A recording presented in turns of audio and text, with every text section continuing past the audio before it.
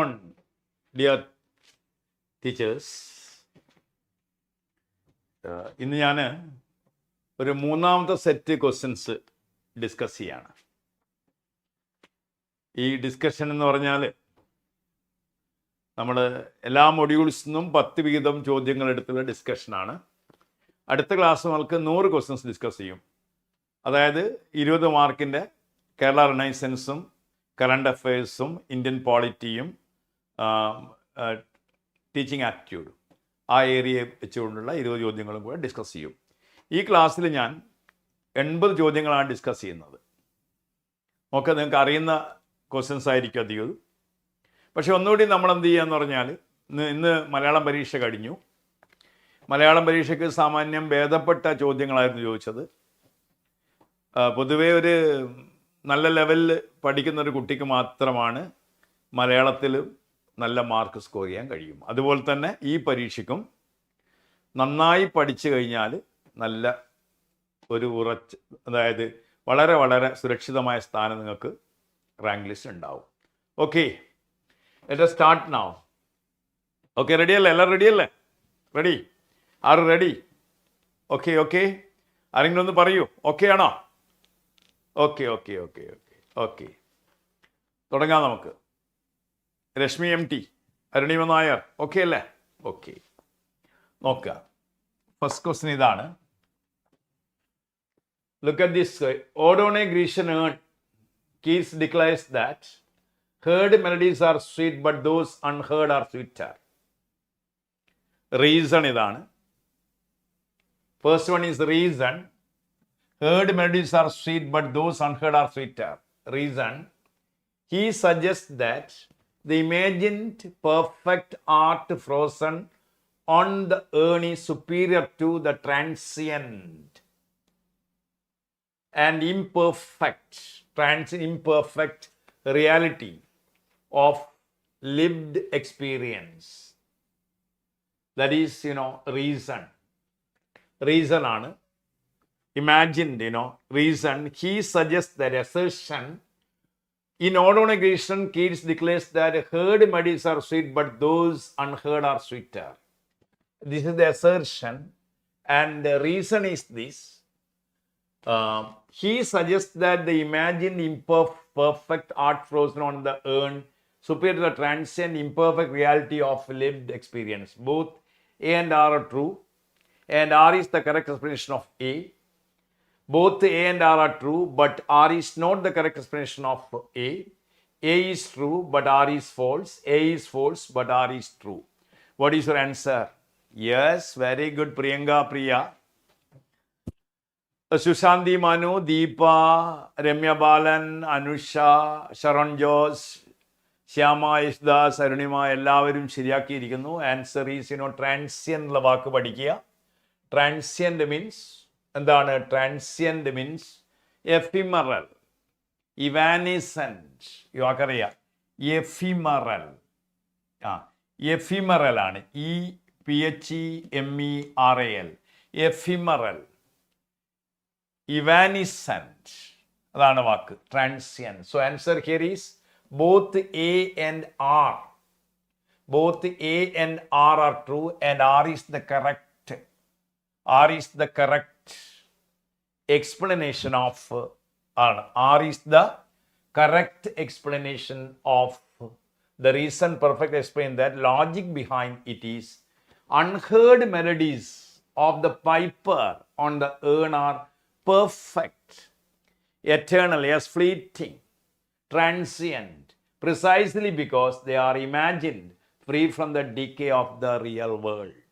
See, in art, everything is permanent. See, in life, everything is fleeting, transient, evanescent, ephemeral. കലയിലെല്ലാം എന്താണ്? അനശ്വരമാണ്. In art, everything is permanent. അതാണ് Keats ഉദ്ദേശിച്ചത്. Heard melodies are sweet, but those unheard are sweeter. Okay, then we go to next question. The final 2 lines of Browning's My Last Lecture, where the Duke points out a bronze statue taming, bronze statue taming of Neptune, a seahorse, served to show his genuine appreciation of art, change the subject politely, reinforce his self-image as powerful godlike master who tames and controls all things of beauty, including his wives, then indicate the high price he expects for his daughter's hand. Very good, Archana Jayaprakash, Arniman Nair, the Neptune taming a seahorse. Neptune is sea god. See, that is a metaphor, you know. Neptune taming a seahorse. The bronze statue of Innsbruck. Line. Reinforce his self-image as powerful godlike master. He tames and controls all things of beauty, including his wives. See, this final act is not a casual observation. The image of the god Neptune taming wild creature is a powerful metaphor. This is a very powerful metaphor. അതിശക്തമായ രൂപകമാണ്. ഇവിടെ എന്താണ്? Neptune എന്ന ദേവൻ ഒരു wild creature see ഹോഴ്സിനെയാണ് എന്ത് ചെയ്യുന്നത്? Time ചെയ്യുന്നത്. The duke's on action and his views of himself as an ultimate authority or controller. Right? Very good. Answer is correct. Third question is എന്താണ്? Which of the following best captures central mood of Tennyson's Ulysses? എല്ലാവർക്കും അറിയാം. A restless and domitable yearning for new experiences and knowledge even in old age. C ആണ് correct. Feed പോവാണ്. നമുക്കറിയാം. Explanation is not required. The entire poem is a rejection of rest and celebration of the unquenchable human spirit. Remember, unquenchable, indomitable. Ulysses is a typical representative of Elizabethan spirit. Victorian spirit. Unquenchable human spirit that seeks to strive. Remember the last lines. To seek, to try, to strive, to seek, to find, and not to yield. That's the answer. Then, fourth question.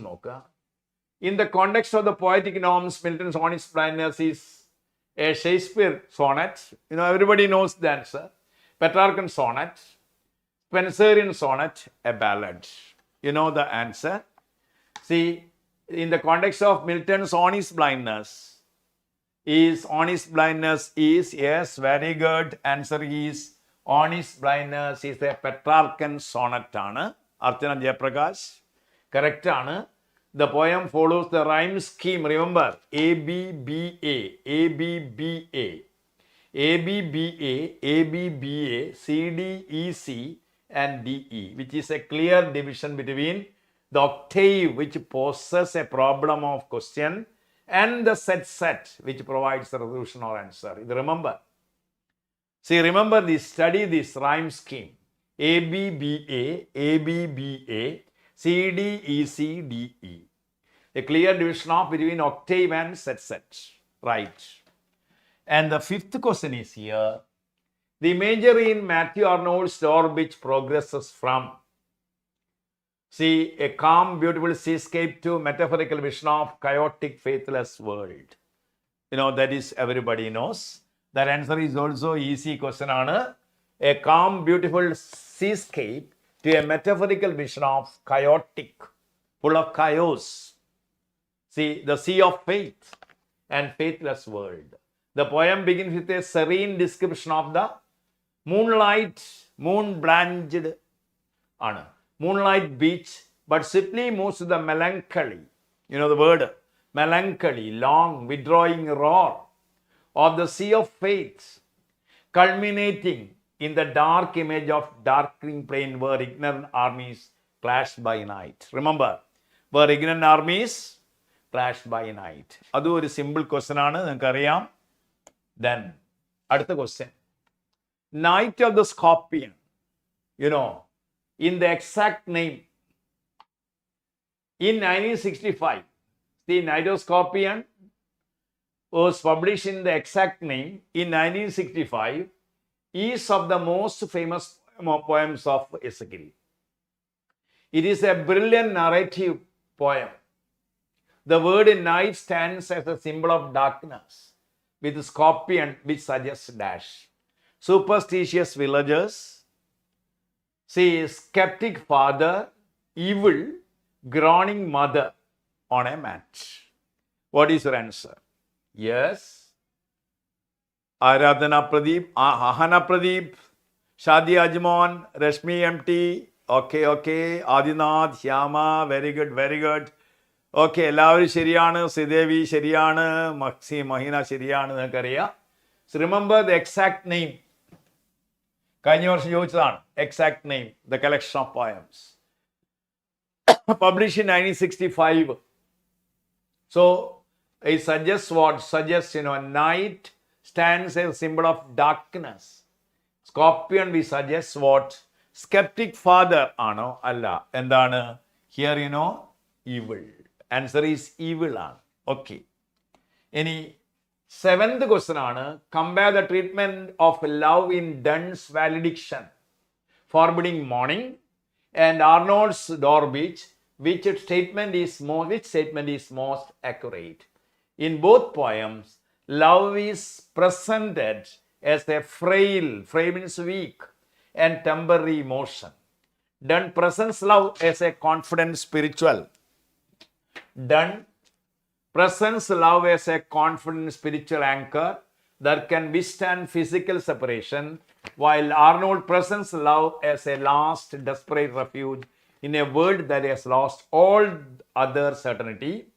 Donne's poem is cynical about love, while Arnold is idealistic. Both poems use nature imagery to celebrate the joys of physical love. Okay, Sridevi, Gopika, Ahana Pradeep, എല്ലാവരും ശരിയാക്കിയിരിക്കുന്നു. Very good. Answer is B ആണ്. Here answer, this is B is the answer. Here, Donne presents love as confident, spiritual anchor that can withstand physical separation, while Arnold presents love as last, let us be true to each other. In a world that has lost all other certainty. This comparative question highlights the different functions of love in the two poems. For Donne, it is a source of cosmic stability. For Arnold, it is the possible source of truth. Line, our love, let us be true to one another. Our love, let us be true to be one another in a faithless, chaotic world. Study this explanation carefully. Right. Next question, eighth question is, the poetic works of Tagore's, especially the Gitanjali, are characterized by their complex metaphysical arguments and conceits, cynical and ironic tone, lyrical and devotional quality, often blending themselves with love, nature, and personal immanent. Immanent means omniscient, present everywhere, divinity, strict adherence to classical Sanskrit forms. What is your answer? Eighth question ആണ്. 28ാം question എന്താണ് answer? What is your answer? Yes, അരുണിമനാർ correct ആണ്. ആരാഹാന correct ആണ്. അപർണ, ജയപ്രകാശ്, കാർത്തിക എല്ലാവരും ശരിയാക്കിയിരിക്കുന്നു. Serena okay. Nithu Bijoy correct ആണ്. എന്താണ്? ലിറിക്കൽ. ഇതാണ് lyrical and devotional quality. Lyrical and devotional quality ഉണ്ടോ? Lyrical and devotional quality, often blending themes of love. Often, answer is C is the correct answer. So, answer here is what? Lyrical. The hallmark of Gitanjali is deeply spiritual. And lyrical tone. The hallmark of Gitanjali is deeply spiritual. And lyrical tone, expressing a personal and often mystical connection to the divine through simple yet profound imagery. That is the answer. Then, poetry last question aanidhu. Sorry, ninth question aanu.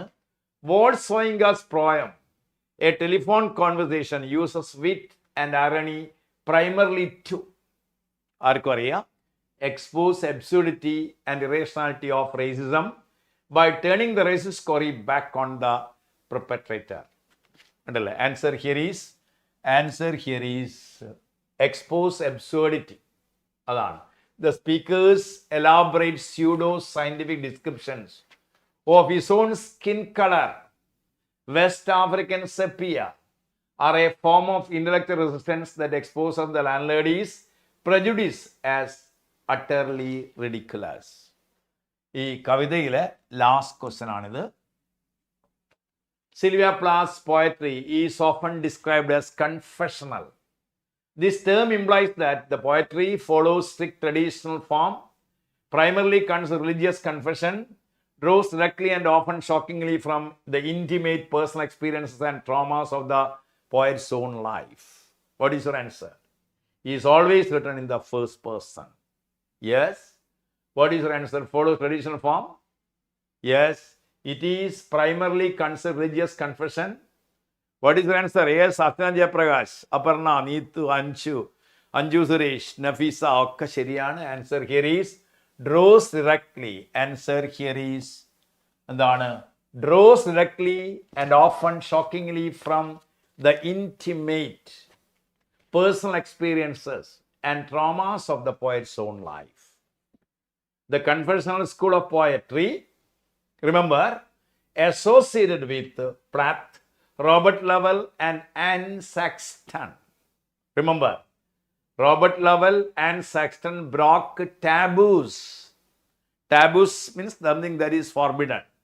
By dealing with subjects like mental illness, sexuality, family trauma in a direct personal way.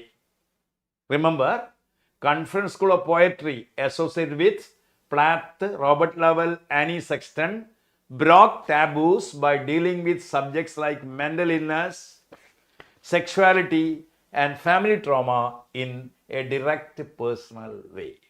ഇതാണ് 10 questions. അടുത്തത് നോക്കുക.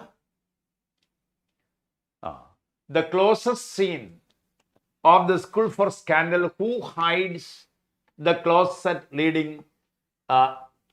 to a near disastrous discovery? You know the answer. The closest scene of School for Scandal, Comedy of Manners, School of Scandal, written by R.B. Sheridan, belongs to Comedy of Manners. Restoration period എഴുതപ്പെട്ട നാടകമാണ്. It hides the closet.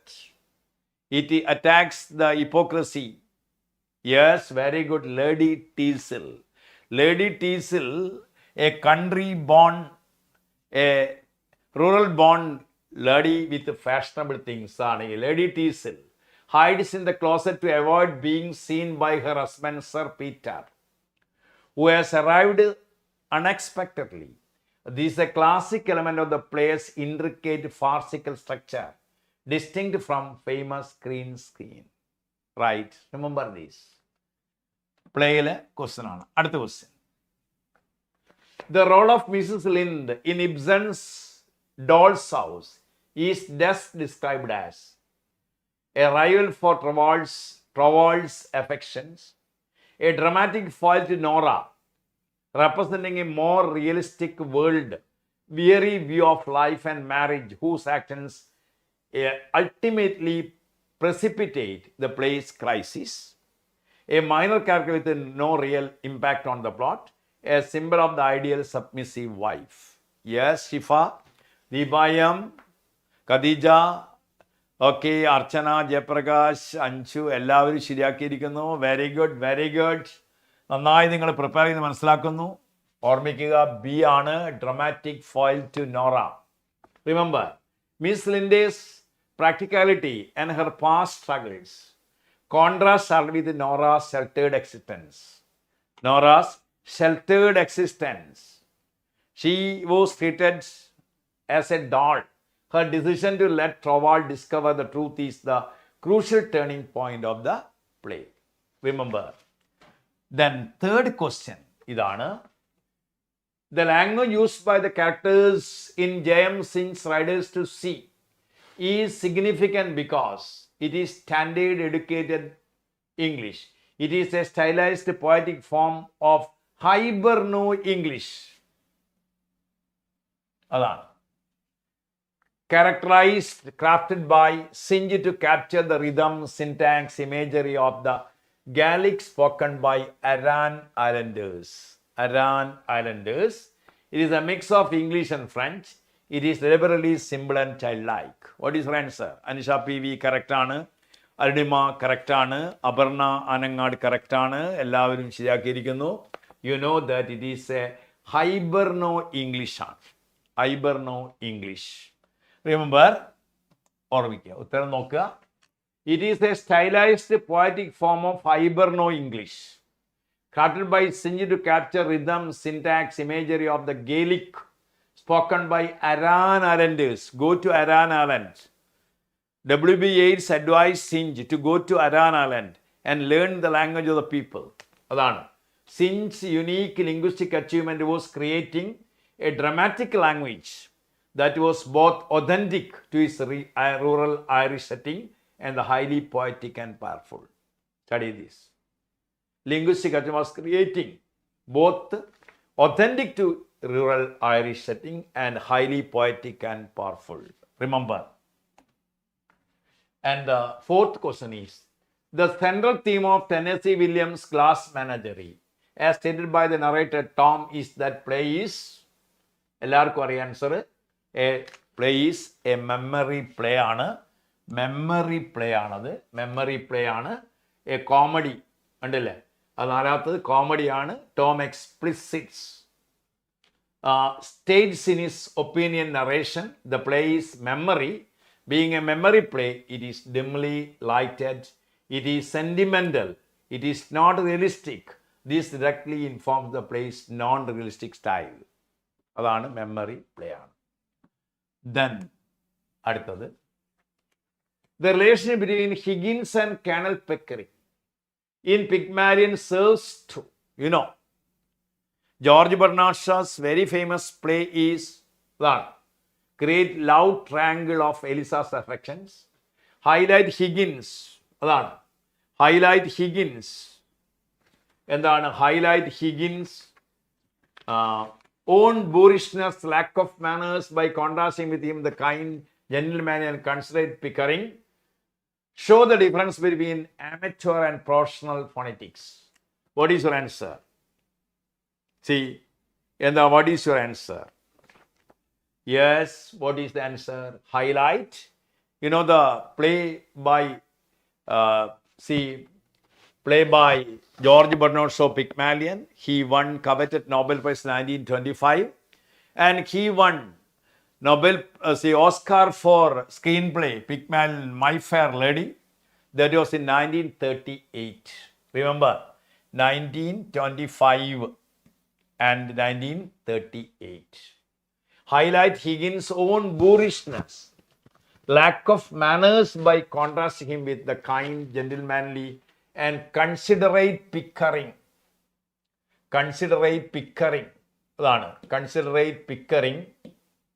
എന്താണ് Pickering? എന്താണ് considerate Pickering?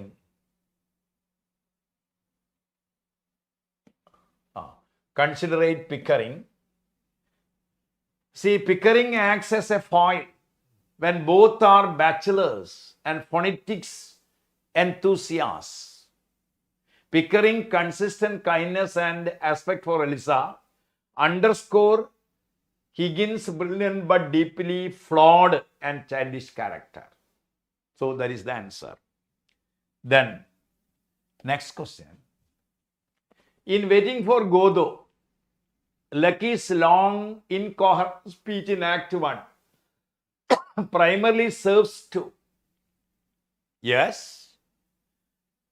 in Waiting for Godot, Lucky's long, incoherent speech in Act 1 primarily serves to reveal the location of Godot, explain the meaning of the play, parody academic and philosophical discourse, demonstrating the breakdown of logic and language in meaningless world. Put the other characters to sleep. You know the answer?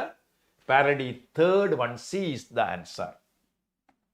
Here, parody academic and philosophical discourse demonstrating the breakdown of logic and language in meaningless world. Lucky's thinking is a torrent of jumbled theological and philosophical jargon. Thinking is a torrent of jumbled and theological philosophical jargon that ultimately signifies nothing. Nothing to be done. Nobody comes and nobody goes. Representing the collapse of rational thought in the face of an absurd existence. Breakdown of logic in meaningless world. Very good. Answer is this. Then, third one is, which of the following is not a characteristic of Arthur Miller's tragic vision as seen in Death of a Salesman? A focus on the common man as a tragic hero, a critique of the American dream and the societal pressures, the idea that tragedy can arise from characters' inability to reconcile their self-image with reality, the belief that tragedy is caused by fatal flaw in character of noble births such as king or prince. What is your answer? Yes? What is your answer? What is your answer? What is your answer? Yes, Deepa MC Sriyana. Allah. Answer is Shadiyajum correct. Adinath correct. Kartika Vivi correct. Only Vaichu nok. Yes. Shifa you correct. Archana Pradeep correct. Aparna Anchum correct. Okay, Nidu, the belief that tragedy is caused by fatal flaw in character, noble births such as king and prince.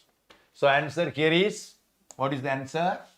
The belief that tragedy is caused by a fatal flaw in character of noble births such as king or prince. See, the Millers famously redefined tragedy for the modern era.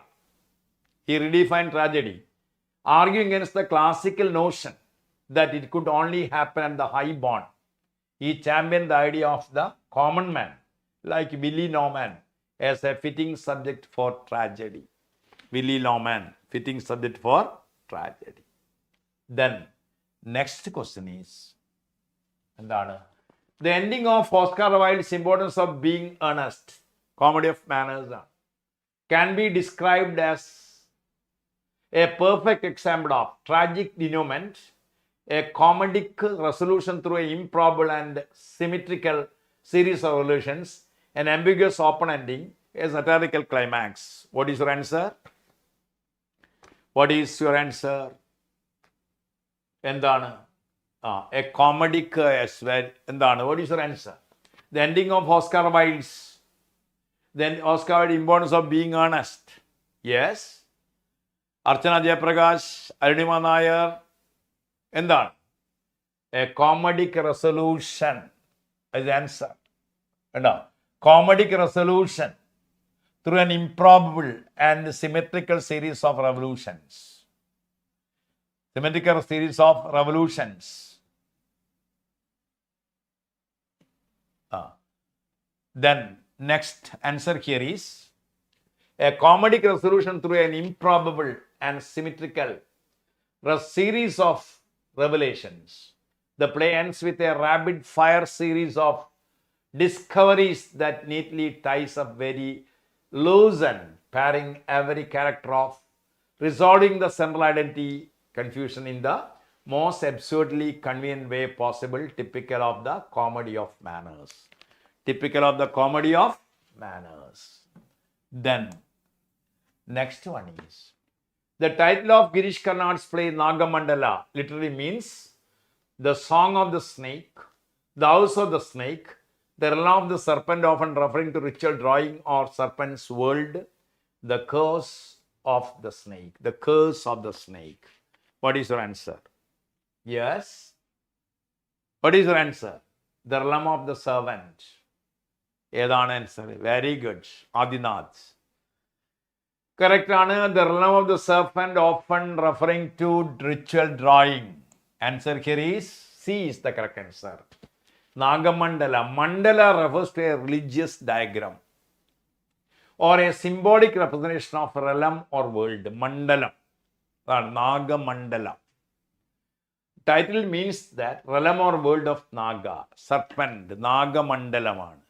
Realm or kingdom or domain of Naga. Very good, very good. Answer correct ആണ്. പ്ലേയിലെ last question ആണ്. Macbeth soliloquy beginning. കണ്ടോ?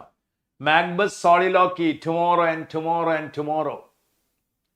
Express a feeling of hope for the future, defiance against enemies, profound nihilism and utter meaninglessness of life, guilt and remorse for his actions. What is Mandala art? Saran Jose. Macbeth soliloquy. Macbeth soliloquy. Beginning.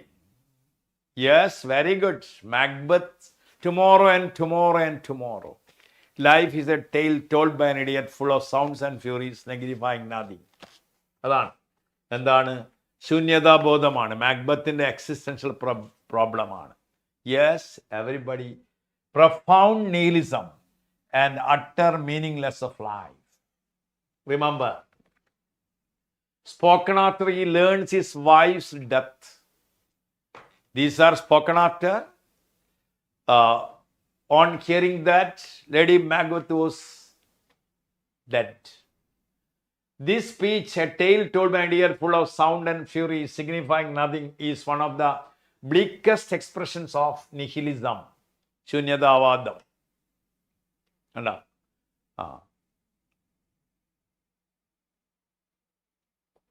തെറ്റും അങ്ങനെയൊന്നുമില്ല കേട്ടോ. ഇവിടെ ശരിയാവും, അവിടെ തെറ്റൊന്നുമില്ല കേട്ടില്ലേ. അങ്ങനെ വിശ്വസിക്കല്ല, നിങ്ങൾ ശരിയാക്കും. ഇവിടെയൊക്കെ ശരിയാക്കും നിങ്ങൾ. Vivek, one of the bleakest expressions of nihilism of all literature, seeing life as pointless repetitive march towards death.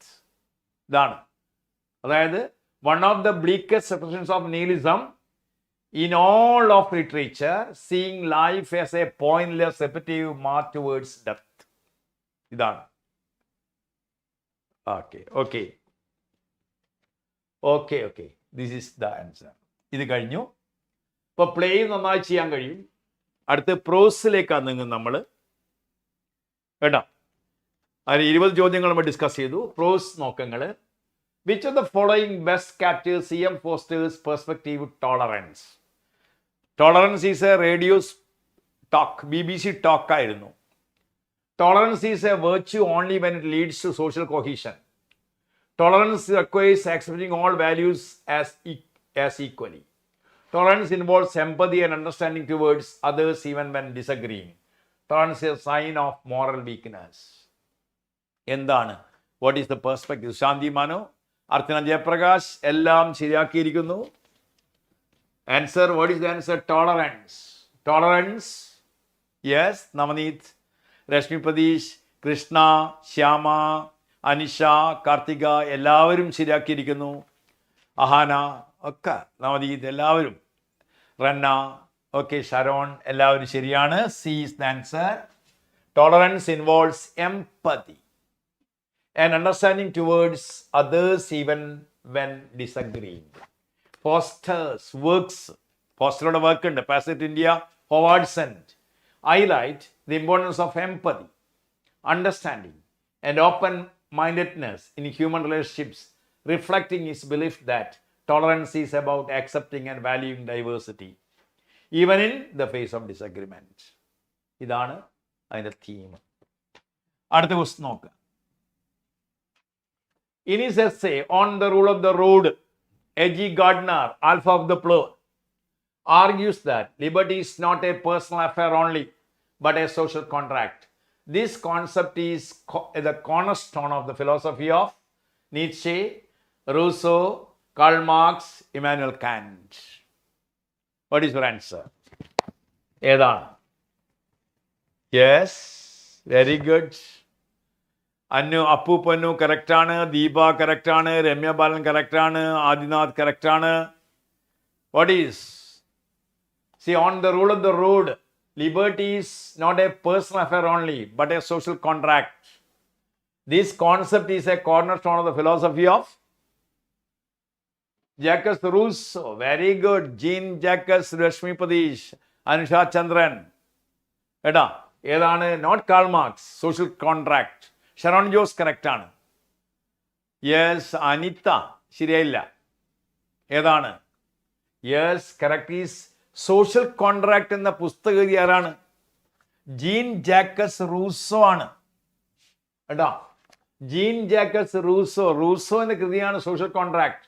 The idea of a social contract where individuals give up some personal freedoms to a collective authority in exchange for protection and social order. He is most famously associated with the philosophers like Rousseau, Hobbes, and Locke. Remember? Underline. Social contract. Man is born free. Man is born free, but he is everywhere in chains. Jacques Rousseau. Rousseau ആണത് പറഞ്ഞത്. Man is born free, but he is everywhere in chains. അപ്പോൾ എന്താണ് റൂസോവിൻ്റെ തിയറിയാണിത്. എന്ത് social contract. Social contract ആണ്. അതായത് ഓർമ്മിക്കണം, a cornerstone of Rousseau's philosophy. Then, which of the following best describe the prose style of Francis Bacon? ആർക്കും അറിയാം? Francis Bacon prose style is aphoristic, compact, and impersonal. He followed Mondaigne's with a heavy reliance on balanced sentences and classical allusions. Classical allusions ഉണ്ട്. Allusions സൂചിത കഥകളുണ്ട്. Reference to a story ആണ്. Aphoristic style ആണ്. Aphoristic, compact, and impersonal with a heavy reliance of balanced sentences and classical allusions. അതാണ് aphoristic, compact, and impersonal with a heavy reliance on balanced sentences and classical allusions. Bacon's style is renowned for its density and epigrammatic clarity. His sentences are packed with meaning, often structured with parallel clauses, making them highly quotable. Highly quotable quotes on. Aphoristic style on. Then, what is the symbolic significance of moons in Wuthering Heights? What is the symbolic significance of the moors in Wuthering Heights? Wuthering Heights ile moors in the symbolic significance endana? What is your answer? They represent tamed and civilized aspects of nature. They symbolize the restrictive power of unchecked passions. They embody the wild, untamed, and primal forces that shape characters' lives. They are a backdrop of the novel's exploration of social class. What is your answer? What is your answer? Yes. Adinath, Shadia, Anusha, okay, Archana Jayaprakash. Yes. Nidhu Bijoy, Ramya Balan, Sarina Pradesh, Rahana, Anisha PC, Arunima, Nair, Arpana, Arpana, Mahina, Sajib, Sharon, ഒക്കെ ശരിയാണ്. Answer is they embody the wild, untamed, primal forces that shape the characters' lives. The moors in Wuthering Heights are a central symbol representing untamed and primal aspects of nature, which mirror the wild and often destructive emotion characters, particularly Heathcliff and Catherine.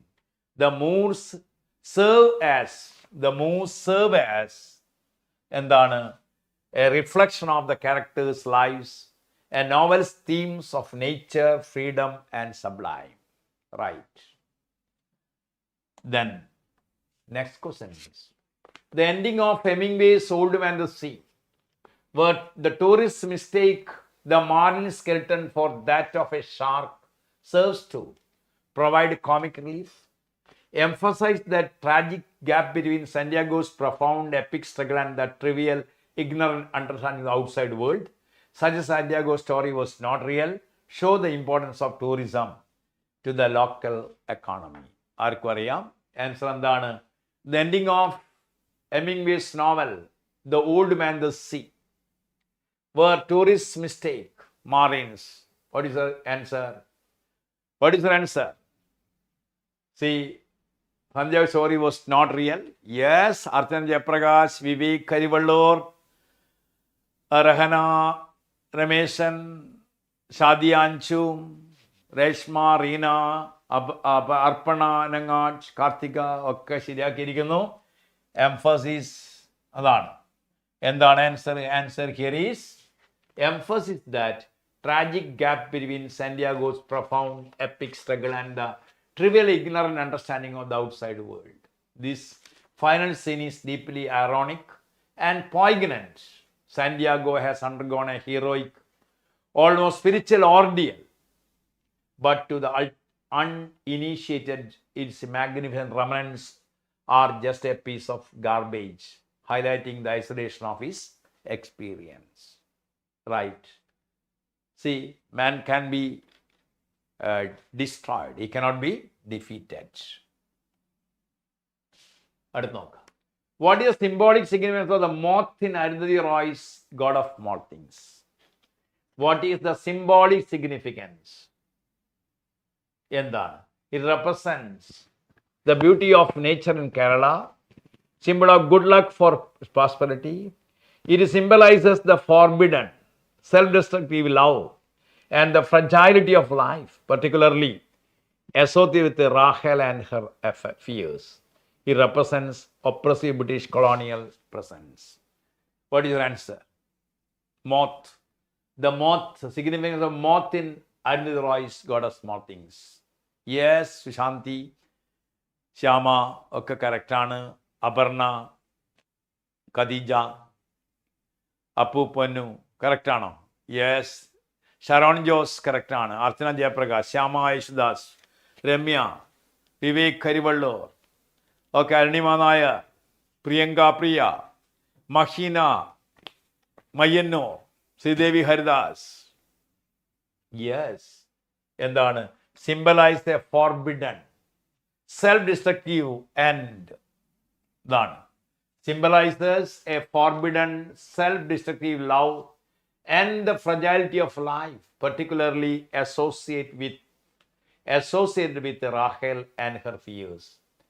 The moth, with its unusual largeness and its aggressive hairiness that Rachel sees, is a recurring ominous symbol tied to the trauma of the Sophomores' death and the forbidden love that precipitates it. Right. Okay. Then, the pigs in animal farm are able to seize control primarily because the pigs in animal farm are able to seize control primarily because they are physically the strongest animals. They are elected in democratic vote. They are more intelligent and literate than other animals, allowing them to manipulate language, history, and ideology. They are support of neighboring human farmers from the farm. Yes. Anusha Chandran, Nidin Mayanur, Krishna, Kartika, Vivi, എന്താണ്? They are, what is your answer? Very good, very good. Mahina Sajib, Vivek Karivallo, Shyama, Sharon, Shyama Yeshudas, ഒക്കെ റണ്ണ എല്ലാവരും correct ആക്കിയിരിക്കുന്നു. നിങ്ങൾക്കറിയാം എന്താണ്? They are more intelligent, they are more intelligent and literate than the other animals, allowing them to manipulate language, history, and ideology. The novel is a powerful commentary on how intellectual superiority and the control of information can be used as tools of oppression. The novel is a powerful commentary on how intellectual superiority and the control of information can be used as tools of oppression.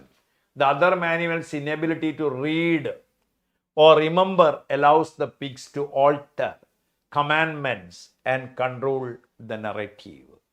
Right. Then we go to 20th question, that is primary conflict in Sachdev Pandey's Roots and Shadows is man versus nature, man versus society, man versus self, man versus supernatural. What is your answer? Man versus what? Man, yes. What is your answer?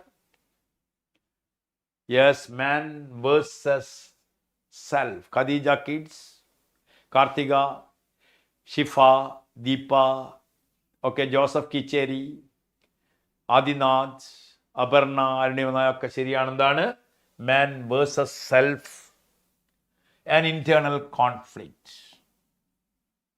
An internal conflict ആണ്. Man versus self, an internal conflict ആണ്. Man versus എന്താണ്? An internal conflict. See, while social pressures are immense, the core of the novel is Indu's internal struggle to reconcile her modern, independent identity with the demands of her traditional family and her own past, forcing her to make choice about her own life and desires. Right. This is the answer. So, man versus self. Then, Bertrand Russell would most likely disagree with which the following statements about education. Would almost likely disagree with which of the following statements about education. Education should foster of critical thinking. The primary purpose of the state-funded education is to produce loyal, patriotic citizens who unquestioningly support the government. Teachers require intellectual freedom to be effective. Education should help individuals resist propaganda. Yes, what is your answer? What is your answer? Yes. Russell's disagree with which? Yes, Vivek Karivallur correct ആണ്. ആദിനാഥ്, അപർണ, സാദി അഞ്ചും ശ്യാം എല്ലാവരും correct ആക്കിയിരിക്കുന്നു. The primary purpose of state-funded education is to produce loyal patriots who unanimously support the government. അതാണ് disagree ചെയ്യുന്നത്. കണ്ടോ? Primary purpose.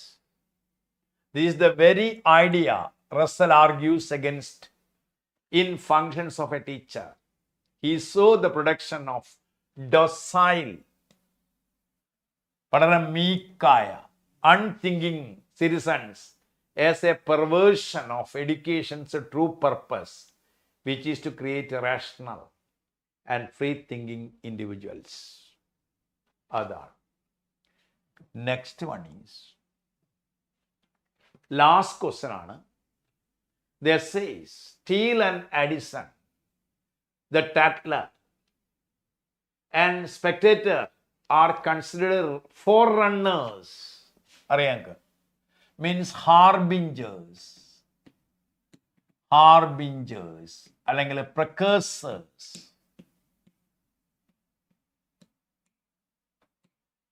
of the modern English novel because they had complex overarching plots. They developed realistic characters and portrayed everyday middle-class life and manners in a sustained way, were always written in the first person, were serialized over many years. ആർക്കും അറിയാം എന്താണ്? The essays of Steele and Addison in the Tatler and the Spectator are considered forerunners of the modern English novel because they developed realistic characters and portrayed every middle-class life and manners in a sustained way. അതാണ് answer. നിങ്ങൾക്കറിയാം കണ്ടോ? While they were not novels. See, Spectator are not novels. Their focus on character sketches. Like Sir Roger D. Coverley. Social observation and realistic depiction of contemporary manners laid the groundwork for the character-driven realist novel that would soon flourish. നോവലിൻ്റെ തുടക്കമാണ്. റിച്ചാർഡ്സന്റെ പമീലയൊക്കെ വരുന്നതിന് മുമ്പ് തന്നെ ഈ sir Roger D Coverley ഒരു ക്യാരക്ടറായി മാറുകയാണ്. S A ആണെങ്കിലും characterisation develop ചെയ്ത് വരികയാണ്. റിമെമ്പർ. ഇനി ഈ പാർട്ട് കഴിഞ്ഞു. ഇനി അടുത്ത പാർട്ടാണ്, അതായത് ക്രിറ്റിസിസം ആണ്. അതിലെ ഫസ്റ്റ് ക്വസ്റ്റ്യൻ ഇതാണ്. ഏതാണ്? A critic writes one cannot analyze the poem without understanding the poet's troubled relationship with his father, which is sublimated into text imagery of authority and rebellion, this critic is most likely using which approach? Study this.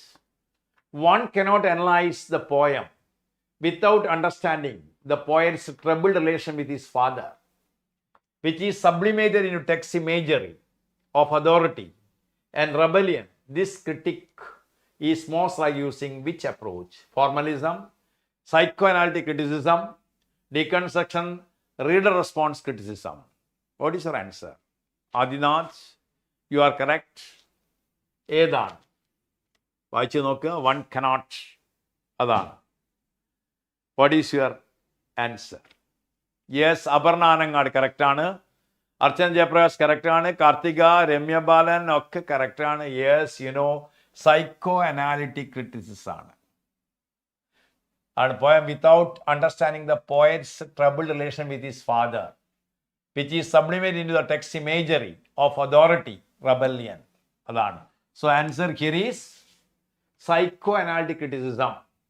The focus on the author's personal life, relation with his father, unconscious motives, sublimated, and recurring psychological patterns, authority and rebellion, are all hallmarks of psychoanalytic approach, often drawing on Freudian concepts.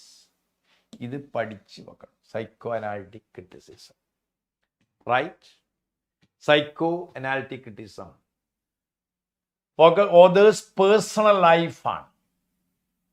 Means unconscious motives, sublimated ആണ്.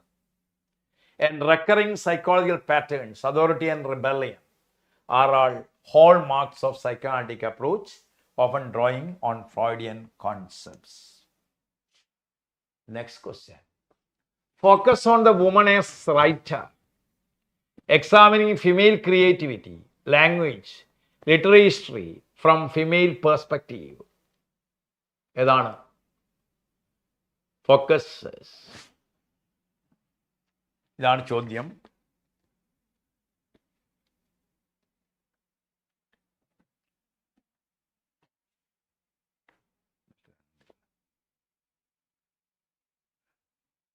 Next one. Okay.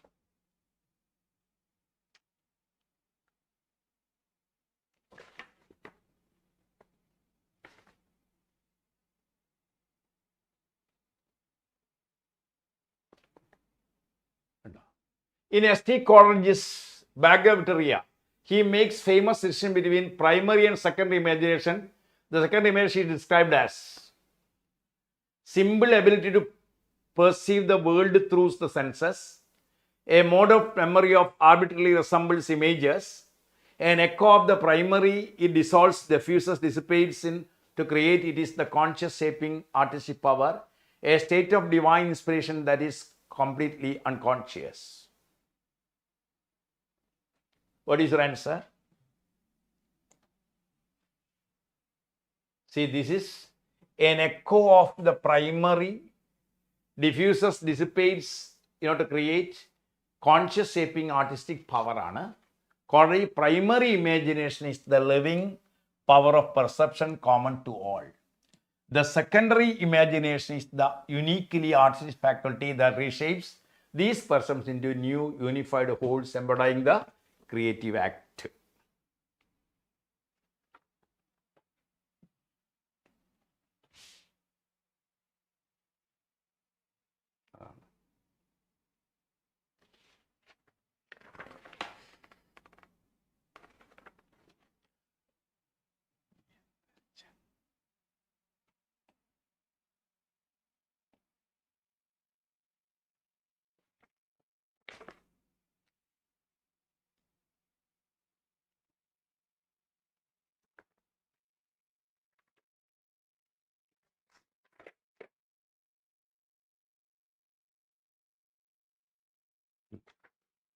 The socio-linguistic model is diachronic or synchronic. What does this mean in the context of this work? So shows linguistic model of is diachronic or synchronic. What does this mean in the context of his work?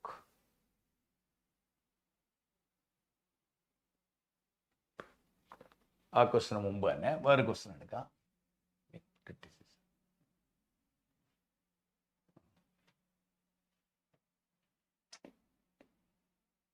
So shows linguistic model is diachronic or synchronic. What does this mean in the context of this work? Yes. So shows linguistic model is diachronic or synchronic. What does this mean in the context of this work? Yes, answer is synchronic. It studies language as a complete functioning system of time. Adana answer. So answer here is synchronic studies language as a complete function system at a single point in time. Explanation nokanam. So Shaw was to insist on a synchronic approach, studying the language system as it exists at one moment, as opposed to the purely diachronic linguistics that precede him. Historical ആണ്. അടുത്ത question നോക്കണം.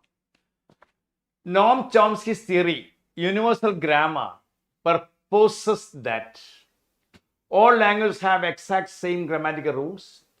Humans are born with an innate underlying set of linguistic principles or language acquisition device that allows them to acquire specific grammar of their native language. Even language like Esperanto should be adopted worldwide. Grammar is learned entirely through imitation and reinforcement. Everybody knows humans are born with an innate underlying set of linguistic principles that is called LAD that allows them to acquire specific grammar of their native language. This is the central hypothesis of Noam Chomskyan linguistics. It argues that behaviorist idea that the mind is a blank slate, tabula rasa, and posits an inborn faculty for language. That's Chomskyan theory. And Anita, correct ആണ്. അടുത്ത question നോക്കാം നിങ്ങൾ. The English sounds p, t and k are examples of dash. See, English sounds p, t and k are examples of, yes, p, b, yes, very good. Voiceless stops or plosives. P, t, k. You know the word. Voiceless stops or plosives. They are voiceless because the vocal cords do not vibrate. They are stops because their flow from lungs is completely blocked for a moment before being released. Yes, you studied this. Next one. The addition of a sound to the middle of a word, such as the P sound in the pronunciation of something, something, is a phonological process known as, what is this known as? Assimilation, elision, epenthesis, epenthesis, metathesis. Yes, what is your answer? What is your answer? The addition of a sound to the middle of something. Something. Phonological process known as assimilation, elision, epenthesis, metathesis. What is your answer? Very good. Sushanti. Yes, ശരിയാണോ? മഹീന സജീബ് ശരിയാണോ? ഷാദിയ അഞ്ചും കറക്റ്റാണ്. കാർത്തിക കറക്റ്റാണ്. സ്ഥിതി വരിക ശരിയാണോ? Assimilation ആണോ? Something ആണ്. സംതിങ്. എപ്പൻതീസിസ് ആണ് ആൻസർ കേട്ടോ. വാട്ട് ഈസ് എപ്പൻതീസിസ് നോക്കണം നിങ്ങൾ. ഇവിടെ നോക്ക്. Epenthesis is the insertion of an extra sound into the word The insertion of a consonant is often done for the articulation between other consonants. Something ആണ് കണ്ടോ? അതായത് ഇവിടെ നോക്കണം, എത്തലറ്റ് എന്നുള്ള വാക്കാണ്. എത്തലറ്റ് ആണ്. എത്തലറ്റ് എന്നുള്ളത് നമ്മൾ പ്രൊനൗൺസ് ചെയ്യുമ്പോൾ, ഫിലിം എന്നുള്ളത് നമ്മൾ പ്രൊനൗൺസ് ചെയ്യുമ്പോൾ ഫിലിം എന്ന് വരുന്നു. ഫിലിം. ഇതിന് പറയാൻ എന്താണ്? അഡീഷൻ. ഇതിന് പറയാണ്ട് ഹൈപ്പൻതീസിസ് എന്നാ പറയുക. Sorry, that is called metathesis. Epenthesis ആണ്, ഇത് മെറ്റാതീസിസ് ആണ്. മെറ്റാതീസിസ്. അതായത് എത്തലറ്റ് ഒരു സ്വാവരിയാണ് അവിടെ. Refers to the arrangement of sounds or letters within the word ആണ്. ഇവിടെയാണ് ഫിലിം. നമ്മൾ FILM ഫിലിം എന്നുള്ളത് നമ്മൾ പ്രൊനൗൺസ് ചെയ്യുമ്പോൾ ഫിലിം എന്നാണ് പറയുന്നത്. ഇത് എന്താണ്? മെറ്റാതീസിസ് എന്ന് പറയും. ഇതെന്താണ്? എപ്പൻതീസ് ആണ്. സംതിങ് എന്നുള്ളത് നമ്മൾ പറയുമ്പോൾ സംതിങ് എന്നാ പറയുക. സംതിങ്. ഇതാണ് സംതിങ്. എന്താണ്? Something. This is called metathesis. Epenthesis. കണ്ടോ? സംതിങ് ആണ്. പി കടന്നു വരികയാണ്. അപ്പോൾ ദിസ് ഈസ് കോൾഡ് എപ്പൻതീസിസ്. ഇത് മെറ്റാതീസിസ് ആണ്. വേറൊന്ന് കടന്നു വരുന്നു. Okay. Then next one. In syntax A constituent is any single word in a sentence, the main verb of a sentence, a group of words that functions as a single unit within the hierarchical structure, a sentence that is grammatically correct. What is your answer? Constituent എന്ന് പറയാൻ എന്താണ്? Constituent analysis ഉണ്ട്, നമുക്ക് പഠിക്കാനുണ്ട്. Constituent analysis, IC analysis എന്ന് പറയും. IC analysis. In syntax, a constituent is what? Yes, very good. Khadija Kid ശരിയാണോ? അല്ല. Rahima's Rameshan. Okay. Anisha PV D5 correct ആണ്. Sarina Madrasa correct ആണ്. Rana Rameshan correct ആണ്. Sarina correct ആണ്. Anisha Karthika correct ആണ്. Sneha Sunny correct ആണ്. അരുണിമദാർ ഷരോൺ correct ആണ്. എന്താണ്? A group of words that functions a single unit within the hierarchical structure ആണ്. ഇതാണ് കറക്റ്റ്. ദാറ്റ് ഈസ് കോൺസ്റ്റിറ്റ്യൂവന്റ് ആണ്. A group of words that functions a single unit within the hierarchical structure ആണ് എന്ത്? Constituent. For example, the old man slept. The noun phrase the old man ആണ് is a constituent that can be replaced by a single pronoun he, acts as a cohesive unit. The old man slept. That is called constituent. Slept, the noun phrase, the old man, is a constituent. It can be replaced by a single pronoun he. That is called constituent. Grimslow and Werner's-Law explain about. Grimslow and Werner's-Law explain about the shifting of consonants, the shifting of vowels, the shifting of stress, change in grammatical patterns. Yes, the Grimslow and Werner's-Law explain about. What is your answer? Grimslow and Werner's-Law about what? Yes, shifting of vowels ആണോ? അല്ല. എന്താണ്? Shifting. രമ്യഭായ് ശരിയാണോ? Khadija correct ആണ്. അരുണിമ ശരിയാണോ?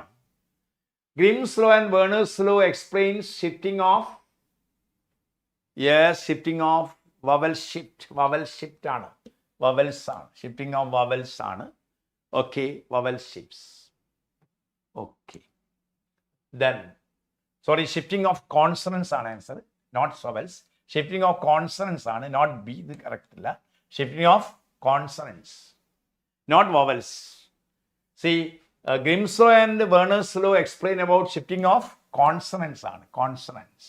Shifting of consonants ആണ് correct. Answer is shifting of consonants. First one ആണ് correct.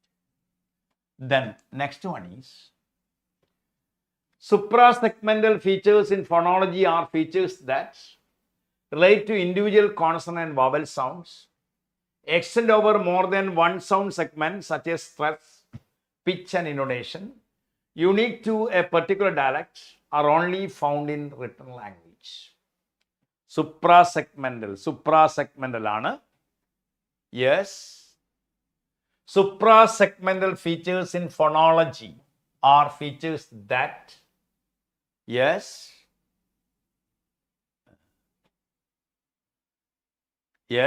very good, extend over more than one sound segment such as stress, intonation.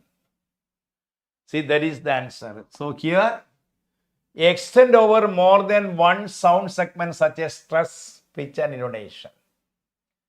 Suprasegmental features are properties of speech that are above the level of individual segments, phonemes.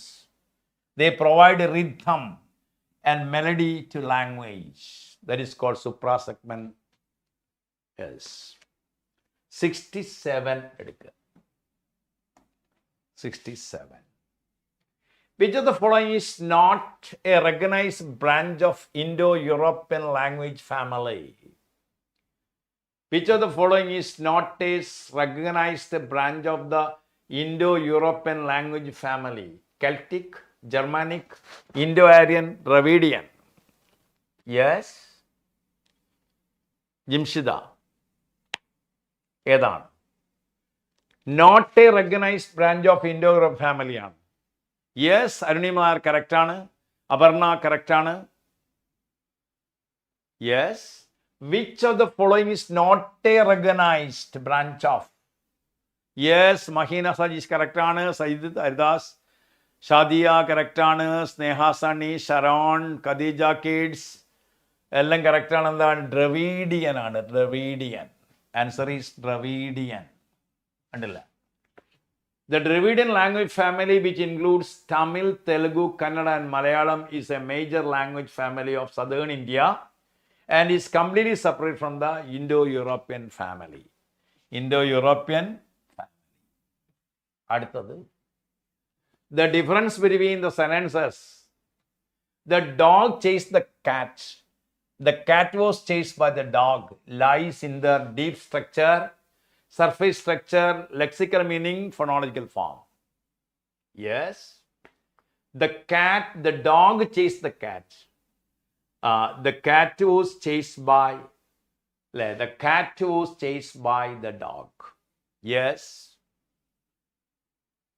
Difference between sentences lies in the deep structure ആണോ, surface structure ആണോ, lexical meaning ആണോ, phonological form ആണോ? Yes. What is your answer? ഒന്ന് active ആണ്, മറ്റത് passive ആണ്. Yes, ശരിയാണോ Khadija? Deep structure ആണോ അത്? What is deep structure? TG ഗ്രാമറിന്റെ പ്രധാനപ്പെട്ട അല്ല. ശരിയല്ല. ഫൊണോളജിക്കൽ ഫോമോ? The cat was chased by the dog. ശരിയല്ല. അരുണിമ ശരിയാണോ? അല്ല. What is answer? This is surface structure ആണ്. നോക്കുക, സർഫേസ് സ്ട്രക്ചർ ആണ്. Chomsky DG grammar. Both sentences share the same underlying meaning, the deep structure. Dog chased the dog. They differ only in their syntactic arrangement, surface structure. One active, one passive. അതാണ്. See, both sentences share the same underlying meaning, the deep structure. The dog chased the dog. They differ only in their syntactic arrangement. Surface structure ആണ്. One active, other is passive. So, answer is surface structure. Right. Surface structure. Rearrangement of objects ആണത്. Right. അതായത് ഓർമ്മിക്കുക, surface structure ആണ്. അടുത്തത്. The semantic phenomenon where single word has multiple distinct and unrelated meanings. Example, bat. The animal, bat. Sporting equipment is called bat, the animal. Bat, the sporting equipment. The semantic phenomenon where a single word has multiple distinct unrelated meanings. Word phenomenon എന്താ പറയുക? What do you call it? The semantic where a single word has multiple distinct unrelated meanings. Bat, animal, and bat, the sporting equipment. Polysemy എന്താണ്? What is polysemy? Yes, polysemy ആണോ? What is Ranna? What is polysemy? സ്നേഹ പോളിസെമി ചെയ്തിട്ടുണ്ടോ? ഷാദിയ പോളിസെമി എന്ന് എഴുതിയത്. ഇവിടെ എന്താണ്? ഇവിടെ bat animal ആണ്. ഇവിടെ ബാറ്റ് ക്രിക്കറ്റ് ബാറ്റ് ആണ്, എക്വിപ്മെന്റ് ആണ്. Is called polysemy, homonymy, hyponymy. What is that? Bat ആണ്. എന്താ പറയുന്നത്? പോളിസെമി ആണോ? അല്ല, ദാറ്റ് ഈസ് ഹോമോണമി ആണ്. നോക്കണം, എന്താണ് ഹോമോണിമി? Homonymy is words that are spelled and pronounced the same but have different unrelated origins and meanings. Polysemy, in contrast, when a single word has multiple related meaning, head of a person, head of a company. അതാണ്. ഇതെന്താണ്? Bat. ഹോമോണമിയാണ്. Head എന്താണ്? Person, head of A company. So homonymy refers to words that are spelled and pronounced the same but different, unrelated origins and meanings. Polysemy, in contrast, is when a single word has multiple related meaning. Polyan, polysemy. Then, what is hyponymy? Hyponymy refers to vehicle ആണെങ്കിൽ, നമ്മൾ vehicle പറയുകയാണെങ്കിൽ നമ്മൾ എന്തൊക്കെ പറയും? Car, truck, motor cycle ആണ്. അതാണ് ഹൈപ്പോണമി. ഹൈപ്പർനീമും vehicle ആണ് hyponyms. So this is homonymy. Then the classification of speech sounds involves two main parameters: pitch and volume, place of articulation, manner of articulation, stress and intonation, spelling and pronunciation. Speech sounds എന്താണ്? The classification of speech sounds involves two main parameters. എന്താണ്? What is your answer? Yes. What is your answer? Classification of speech sounds involves two main parameters: pitch and volume, place of articulation, and manner of articulation. What is your answer? Siddhi Veridas, correct ആണ്. Khadeeja correct ആണ്. Sharon correct ആണ്. എന്താണ്? Place of articulation and manner of articulation. ഇതാണ് answer. So here the place of articulation ആണ്. The place of articulation describes where in the vocal tract sound is made, bilabial, alveolar. Manner of articulation describes how the sound is made, stop, fricative, nasal. അതാണ് ഉദ്ദേശിക്കുന്നത്. Then ഇനി ആറാമത്തെ മേഖലയാണ്. നമ്മൾ അടുത്ത ഏതാണ്? 51. Find the error. അതായത് modern English usage എന്നുള്ള ഏരിയയിലാണ് നമ്മൾ എത്തിയത്. Find the error in parallelism in the following sentence. The new manager is popular because he is kind, efficient, and he is also a good teacher. ഏതാണ് ഇതിൽ mistaken part? Error in parallelism. അതാണ് parallelism. Find the error in parallelism. Yes, പോളിസമിയും ഹോമോണമിയും ഒരുപോലെ ഉണ്ട്. ഇത് sound, ബാറ്റും head എന്ന് പറയില്ലേ, HAD ഹെഡ്, അതുപോലെ ഉണ്ട്. ശരി, അതാണ് ഞാൻ പറഞ്ഞത്. പോളിസമി നോക്കങ്ങൾ ഇവിടെ പറഞ്ഞത് കണ്ടില്ലേ. Homonymy refers to words that are spelled and pronounced the same but have different unrelated origins and meanings ആണ്. ഒറിജിൻ ആയിരിക്കണം. Single word has multiple related meanings ആണ്. ഇവിടെ ഒറിജിൻസ് വ്യത്യാസമുണ്ട്. ഇവിടെ എന്താണ്? ഹെഡ്, അത് മൾട്ടിപ്പിൾ റിലേറ്റഡ് മീനിങ്സ് ആണ്. ഇവിടെ അൺറിലേറ്റഡ് ഒറിജിൻസ് ആണ് ഈ രണ്ട് വാക്ക്. ഇവിടെ എന്താണ്?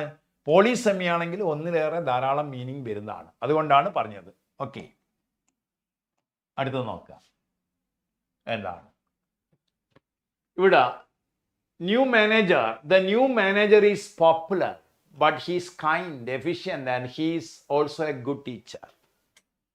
എന്താണ്? Yes, very good. And he is also a very good teacher. ഇതാണ് പാരലിസം എന്ന് പറയുന്നത്. അതായതാണ് new manager is popular. POPULAR, popular. Because എന്താണ്? He is kind, adjective ആണ്. Efficient, adjective ആണ്.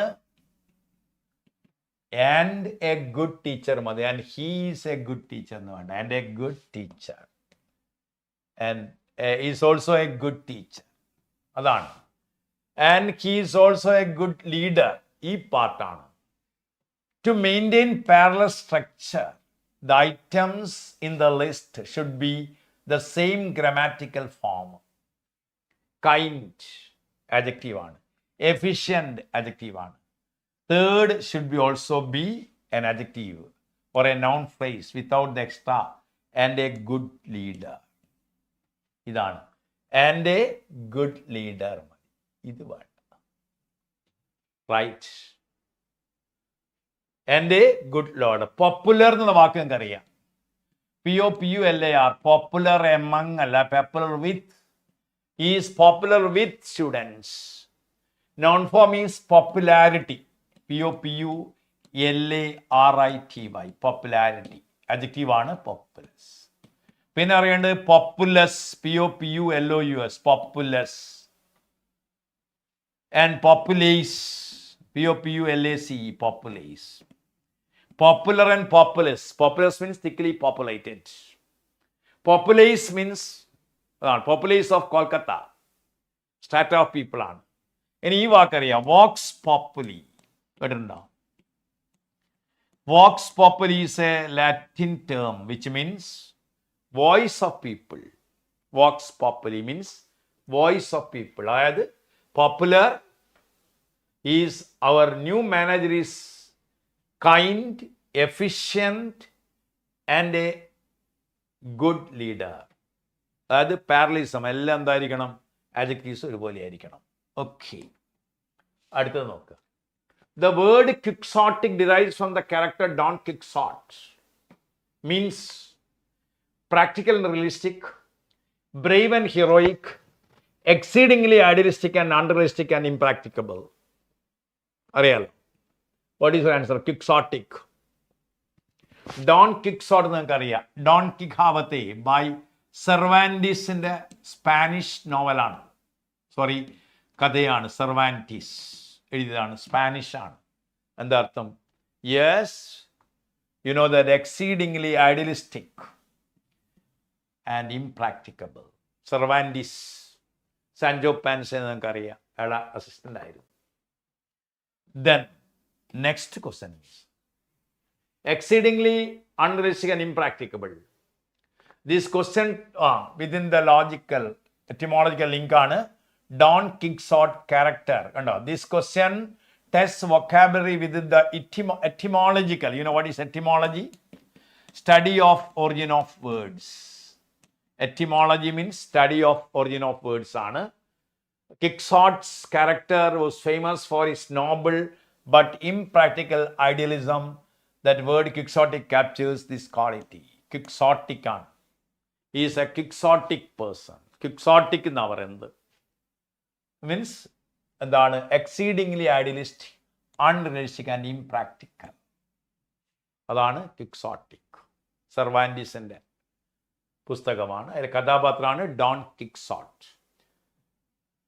Then next question is choose the most appropriate word. Diplomats dash response manage to de-escalate the tense situation. Choose the appropriate word. എന്താണ് വാക്ക്? Yes, Maheena Sajeev, Jamshida കറക്റ്റാണ്. ധന്യ കറക്റ്റാണ്. എന്താണ്? The diplomat's response managed. Okay, Akarna അല്ല, Adinath tactful ആണോ? Yes. Answer is tactful. നോക്കണം ഇനി ഈ വാക്കുകൾ എടുക്കുക.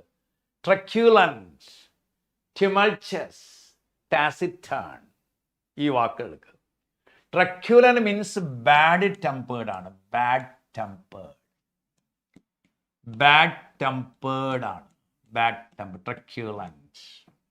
അല്ലെങ്കിൽ slightly aggressive. Slightly aggressive എന്ന് പറയും. അതാണ് truculent. വേറെ വാക്ക് belligerent ആണ്. belligerent ആണ്. aggressive ആണ്. bad tempered ആണ്. violent ആണ്. truculent. അറിയാം truculent ആണ്. അടുത്ത എന്താണ്? tumultuous ആണ്. പ്രൊനൗൺസിയേഷൻ ആണോ? ഇത് ട് സൗണ്ട് ആണ്. ഇത്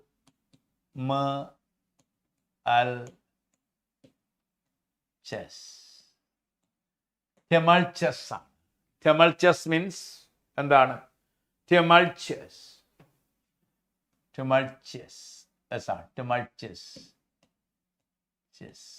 എന്താ അർത്ഥം? tumultuous means very loud with strong arguments ആണ്. വെരി ലൗഡ് വിത്ത് സ്ട്രോങ് ഫീലിങ്സ് ആണ്. ബഹളമയം tumultuous ആണ്. ടാക്ട്ഫുൾ അറിയാം, തന്ത്രപൂർവ്വമാണ്. ടാസിറ്റേൺ എന്ന് പറഞ്ഞാൽ എന്താണ്? റിസർവ്ഡ് ആണ്. റിസർവ്ഡ്. വേറെ വാക്കാണ് റെട്ടിസെന്റ്. RETICENT. റെട്ടിസെന്റ്. ഈ വാക്കിന്റെ ഓപ്പോസിറ്റ് ആണ് ലൊക്കേഷ്യസ്. LAQUACIOUS. ലൊക്കേഷ്യസ്. garrulous. GARRULOUS. garrulous. voluble. the habit of speaking ആണ്. talkative. ഇതിന്റെ ഓപ്പോസിറ്റ് ആണ്. See, taciturn means reserved. reticent ആണ്. നോക്കണം നിങ്ങൾ. tactful means having skill and sensitivity in with others difficult issues, which is exactly what is needed in the diplomatic situation. അതറിയാം. പിന്നെ gift of the ഗാബ് എന്നുള്ള വാക്ക് നിങ്ങൾക്ക് അറിയാം. Gift of the gab means talent for speaking ആണ്. Talent for speaking. വാക് സാമർത്ഥ്യം അതാണ്. He has nothing but the gift of the gab എന്ന് പറയും. പിന്നെ ബീറ്റ് അബൌട്ട് ദ ബുഷ് എന്ന് പറഞ്ഞാൽ ബീറ്റ് അബൌട്ട് ദ ബുഷ് അല്ലെ ബീറ്റ് അറൗണ്ട് ദ ബുഷ്, രണ്ടും പറയാം. Beat about the bush or beat around the bush means deviate from the main point. Deviate from the main point. Deviate from the main point ആണ്. Deviate from the main point. The main point ആണ്. ആ വാക്ക് നിങ്ങൾ പഠിക്കുക. Extempore എന്ന് പറയാ speech without. Extempore means a speech without preparation. Impromptu എന്ന് പറയും. ഇംപ്രോംപ്റ്റു. Ad lib. പിന്നെ improvise. IMPROVISE. A speech without preparation. ഇവിടെ ടാക്ട്ഫുൾ ആണ് കറക്റ്റ്. ട്രക്യൂലൻ്റ് ഉള്ള വാക്ക് പഠിക്കണം. അഗ്രസീവ് ആണ്. വയലന്റ്. ബാഡ് ടെമ്പേർഡ് ആണ്. ബെല്ലിജറന്റ്. ബെല്ലിക്കോസ് എന്ന് പറയും. അടുത്തത് idiom. Rest on one's laurels means. Rest on one's laurels means to take a well-deserved break, to be satisfied with one's past success and stop striving for further achievements. Retire from a long and successful career to plan for future challenges. എന്താണ്? To rest on one's laurels. എന്താണ്? What is your answer? Yes, very good, Aparna. Okay, very good. Means to be satisfied with one's past success and to stop striving for further achievements. To rest on laurel എന്ന് പറഞ്ഞാൽ to win laurels എന്ന് പറഞ്ഞാൽ വിജയം കൊയ്യലാണ്. win laurels. Laurels യുദ്ധം ചെയ്ത് കഴിഞ്ഞാൽ വിജയിച്ചു കഴിഞ്ഞാൽ ലോറൽസ് വിതയ്ക്കും. To win laurel. ഇവിടെ എന്താണ്? To rest on one's laurels ആണ് അല്ലേ? To rest on one's heel ആണെങ്കിലോ? To rest on one's heel ആണെങ്കിൽ to rest on one's heels. എന്താ അർത്ഥം? One's heel means weight. Weight ആണ്, വെയിറ്റ്. ഇവിടെ എന്താണ്? Satisfied with past success, stop it. Okay, അടുത്തത് നോക്ക്.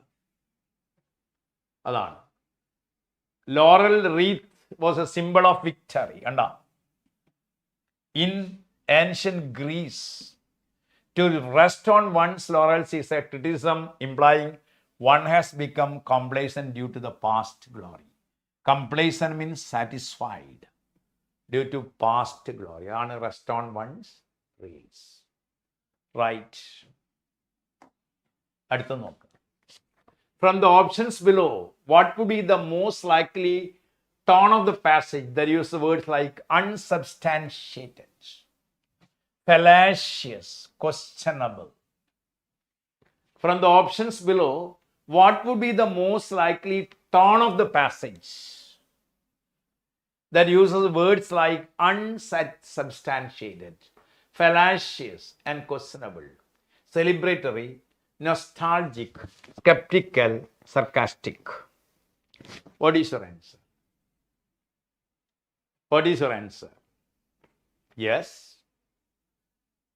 എന്താണ്? What is your answer? അതായത് ഫലാഷ്യസ്, ക്വസ്റ്റനബിൾ, അൺസബ്സ്റ്റാൻഷിയേറ്റഡ് എന്ന് പറയും. Okay, very good. സ്കെപ്റ്റിക്കൽ ആണ്. ഇത് അമേരിക്കൻ സ്പെല്ലിംഗ് ആണ് സ്കെപ്റ്റിക്കൽ. ബ്രിട്ടീഷ് സ്പെല്ലിംഗ് എന്താണ്? സ്കെപ്റ്റിക്കൽ ആണ്. ഇതാണ് സ്കെപ്റ്റിക്കൽ. Sorry, sceptical. ഇത് ബ്രിട്ടീഷ് സ്പെല്ലിംഗ് ആണ്. ഇത് ഈസ് ബ്രിട്ടീഷ് സ്പെല്ലിംഗ്.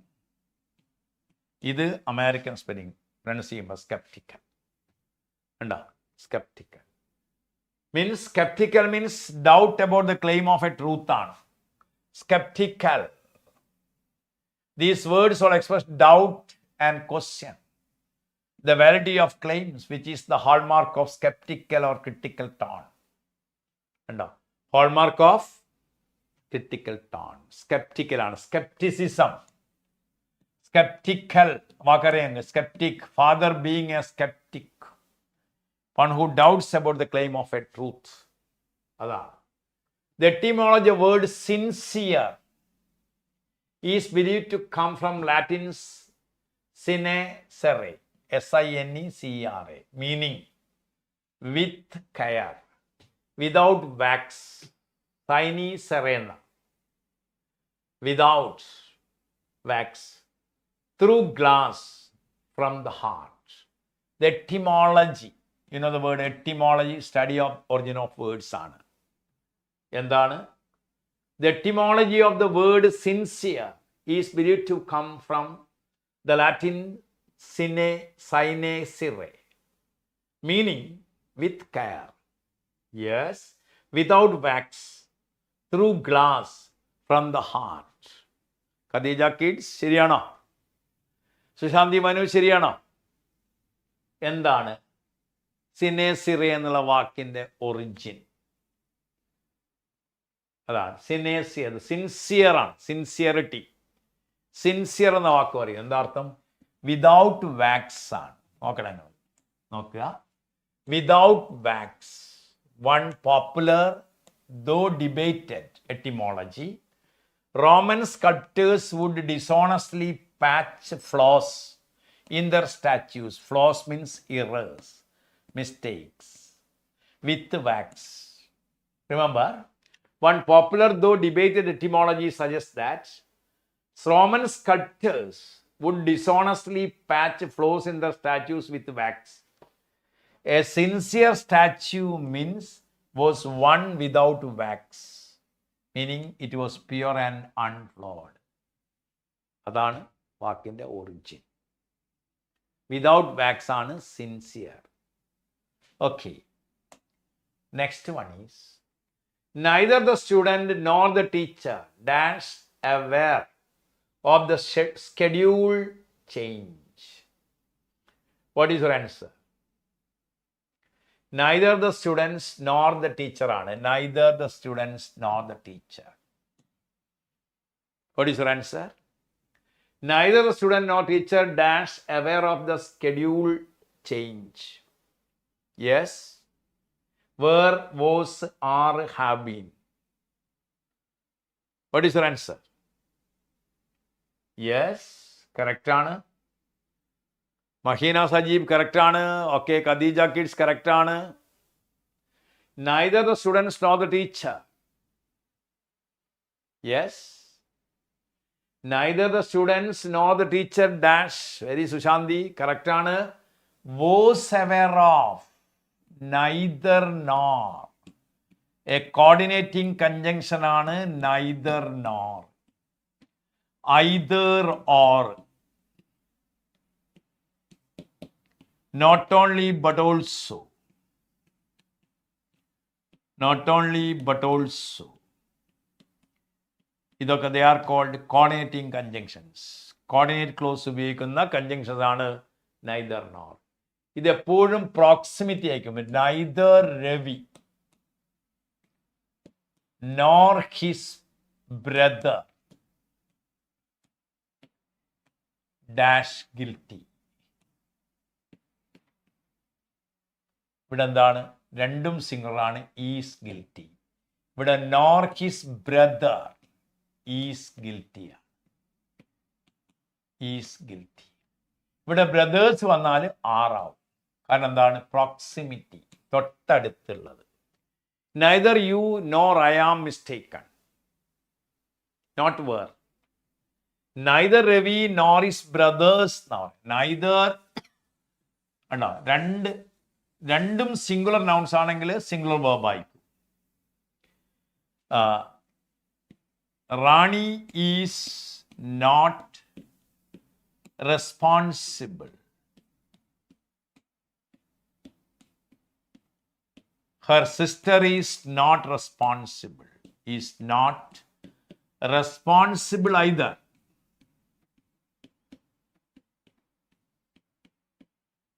ഈ രണ്ട് വാക്യവും നമ്മൾ ചെയ്യും. Neither Rani nor her sister. Her sisterhood is responsible. Is responsible. രണ്ടും സിംഗിൾ നൗൺസ് ആണ്. ഇവിടെ സിസ്റ്റേഴ്സ് ആണെങ്കിൽ are responsible. I am mistaken, you are mistaken. Neither you nor I dash wrong. ഇവിടെ am ആണ് വേണ്ടത്. കാരണം എന്താണ്? പ്രോക്സിമിറ്റി, തൊട്ടടുത്തുള്ളത്. ഇപ്പൊ neither nor, either or, not only but also, or, otherwise വരുമ്പോൾ പ്രോക്സിമിറ്റിയാണ് നോക്കുക. റിലേറ്റീവ് പ്രൊനൗൺസ് വരുമ്പോൾ. നേരെ മറിച്ച് ആസ് വെൽ ആസ് ആണെങ്കിൽ Ravi as well as his brother's. Ravi as well as his brothers. Is guilty ആണ്. The verb agrees with the part that comes before as well as. With, along with, together with, as well as, like, unlike, besides, in addition to. ഒക്കെ വരുമ്പോൾ verb agrees with the part that comes before these words. ഇവിടെ എന്താണ്? Teacher, students know the teacher was ആണ്. So here was, this is a proximity rule ആണ്. Proximity, concord എന്ന് പറഞ്ഞാൽ മൂന്നെണ്ണാണ്. Concord. ഒന്ന് syntactical concord. Syntactical. അത് grammar. Singular subject takes singular verb. Plural subject takes plural verb. Another is proximity. തൊട്ടടുത്തുള്ള nearness. അതായത് proximity, nearness ആണ്. Then third is notional. Notional concord എന്ന് പറഞ്ഞാൽ ദ കമ്മിറ്റി ഈസ് എന്നും പറയാം, കമ്മിറ്റി ആർ എന്നും പറയാം. When we refer to the persons involve it are ആയിരിക്കും. Take it is a whole is ആയിരിക്കും. ഗവൺമെൻറ്, കമ്മിറ്റി, ഓഡിയൻസ് ഒക്കെ അങ്ങനെയാണ്. അപ്പോൾ work the subject that is closer to its. ഇതാണ് ബോസ്. ഓക്കെ, അടുത്തത്. The company's new policies was a dash that pleased neither the manager nor the employees. എന്താണ്? What is your answer? The company's new policy was a dash that pleased neither the management nor the employees. ഇതാണ് വാക്യം. The company's new policy was dash. എന്താണ്? What is your answer? Yes. The company's new policy was a dash. You know the word? Yes.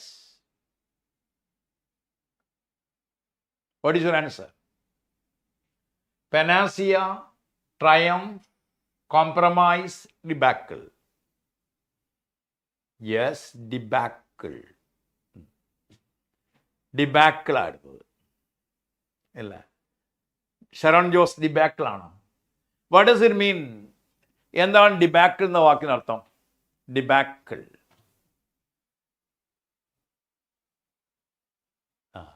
Debacle means, yes, debacle. ആണ് അല്ലേ? What is the meaning of panacea? Take the word. Panacea means cure all. Cure all ആണ് panacea. Right? Means a medicine that can cure all diseases. One word substitute. A medicine that can cure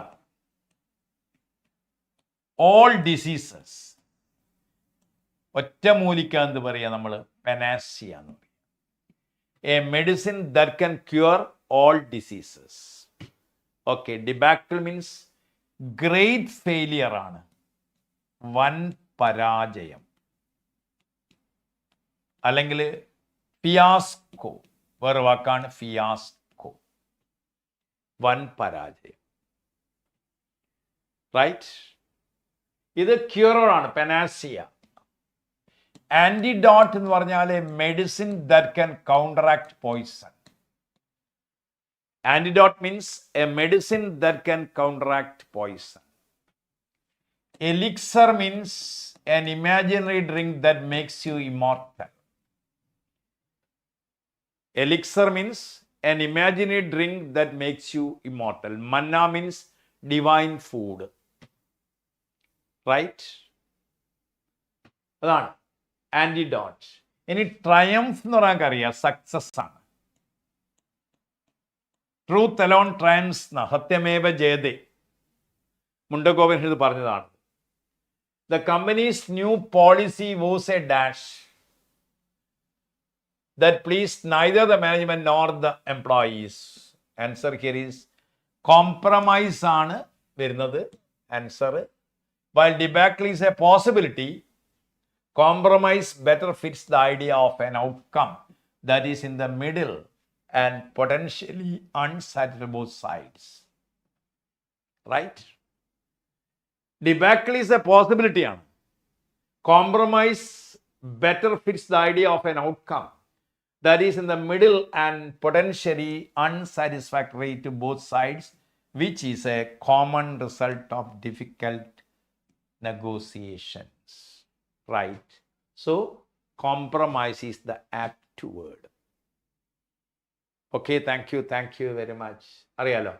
Debacle of the Congress party in the last election. Elixir. അതാണ്. Water the elixir of life ആണ്. Triumph, victory ആണ്. Okay. Elixir of life. Ambrosia എന്ന് പറഞ്ഞാലും divine ഫുഡാണ് അല്ലേ? The medicine that makes you immortal, immortality ആണ്. പഠിക്കേണ്ട വാക്കാണ് പെനാസിയ. Antidote.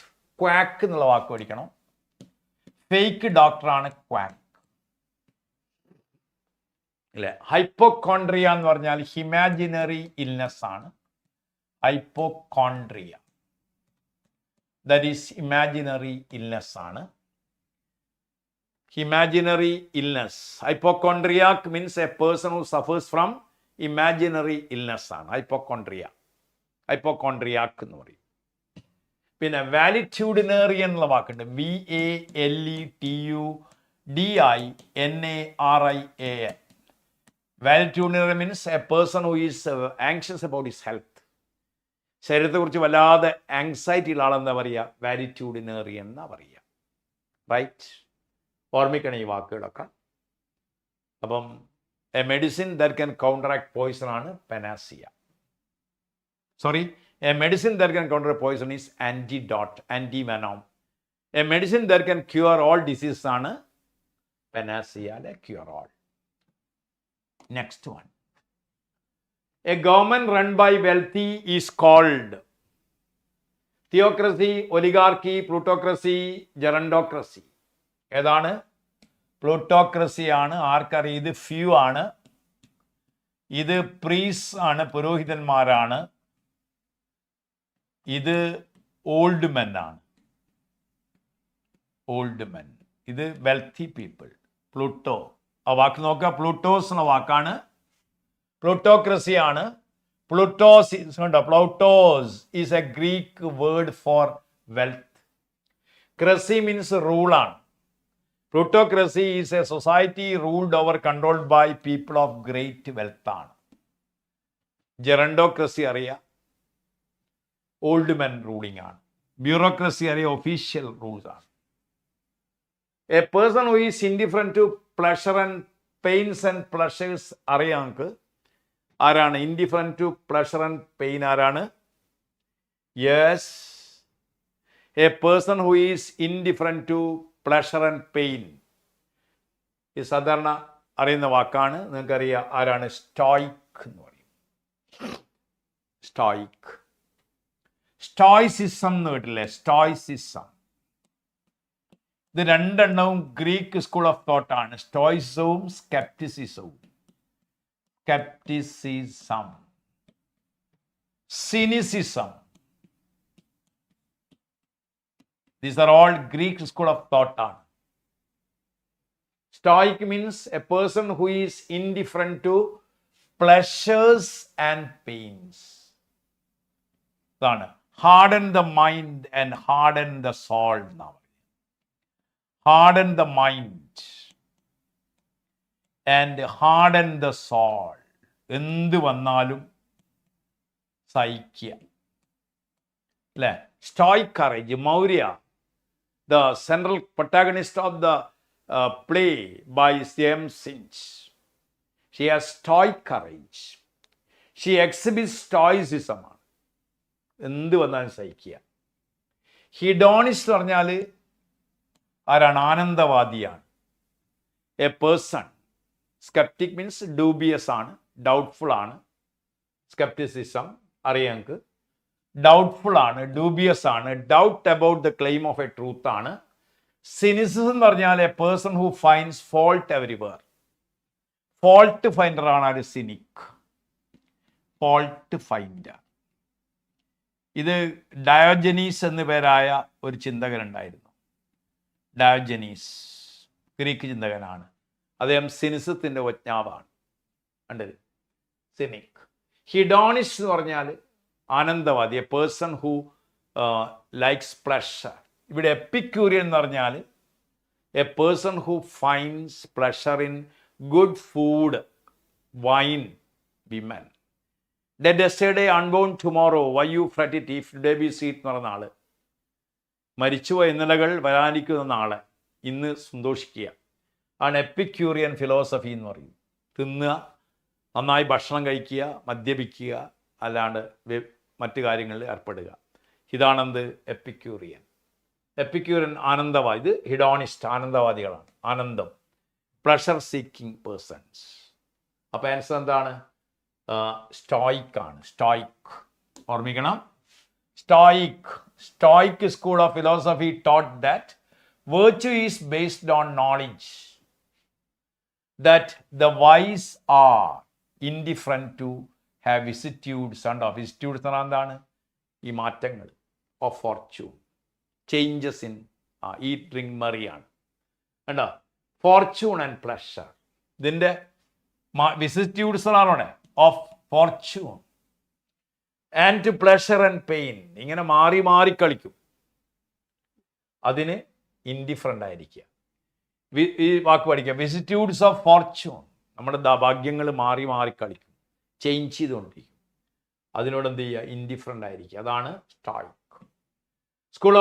Stoic school of philosophy taught that virtue means അറിയാം നമുക്ക് നന്മയാണ്, ഓപ്പോസിറ്റ് വൈസ് ആണ് virtue.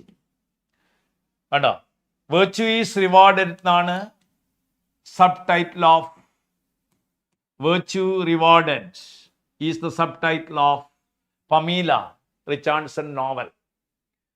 Knowledge that is the wise are indifferent to vicissitudes of fortune and to pleasure and pain.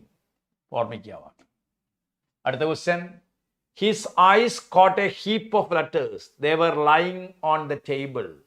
Relative clause combined to a relative clause. What is your answer? His eyes caught a heap of letters and were lying on the table. His eyes were caught a heap of letters and which were lying on the table. Anda, idu venda.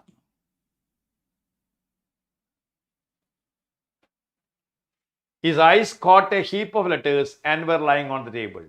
His eyes caught a heap of that was why they were lying on the table. What is your answer? His eyes caught relative clause ആണ്. Yes അല്ല, ഇത് രണ്ട് clause അല്ലേ, and the conjunction അല്ലേ. His eyes caught a and were lying on the table. Eyes caught a he letters ആണ്, ഇതാണ്.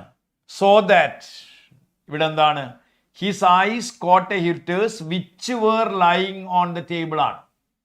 They were lying on the table എന്തായി മാറി? Which were lying on the table ആക്കി. Relative clause is his eyes caught. കണ്ടോ? His eyes caught which were lying on the table ആണ്. Which were lying on the table ആണ്. അടുത്ത question എന്താണ്? Voice എന്താണ്? Question that road was meandering. ചോദ്യമല്ല, ഒരു ചോദ്യം ഇവിടെ വിട്ടാണ്. 61 കണ്ടോ, ഇതായിരുന്നു ചോദ്യം. He wanted caution. കണ്ടോ, be careful, be careful. The road is meandering.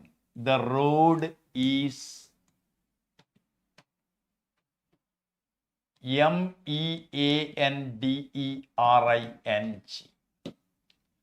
ഇതാണ് he said. റിപ്പോർട്ട് സ്പീച്ച് ആണ്. Be careful. The road is meandering ആണ്. He warned or cautioned us that the road was meandering. ഇതാണ് ആ ചോദ്യം. നോക്കണം. He be careful. The road is meandering ആണ്. He said. He warned or cautioned us that the road was meandering. അടുത്ത് നോക്കണം. Identify the voice and tense of the verb in the sentence. The problem had been solved before we arrived. ഏതാണ്? Identify the voice and tense of the verb in the sentence. The problem had been solved before we arrived. ഏതാണ്? Active voice past perfect tense, passive voice past perfect tense, active voice simple past tense, passive voice simple past tense. What is your answer?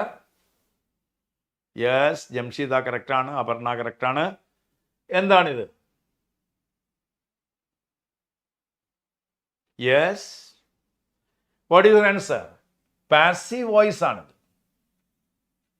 Had been solved before we arrived.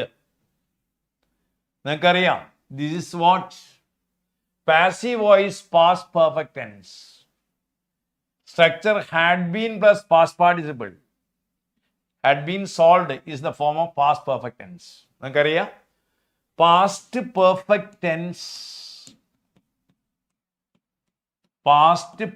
tense in the form, had plus V3 ആണ്. ഹാഡിൻ്റെ കൂടെ നമ്മൾ മൂന്നാമത്തെ form ഉപയോഗിക്കും. അതിൻ്റെ function എന്താണ്? ഇത് ഫോമാണ്. Form function എന്ന് പറഞ്ഞാൽ ഒരു function two actions took place in the past. They want to indicate the earlier action. The patient died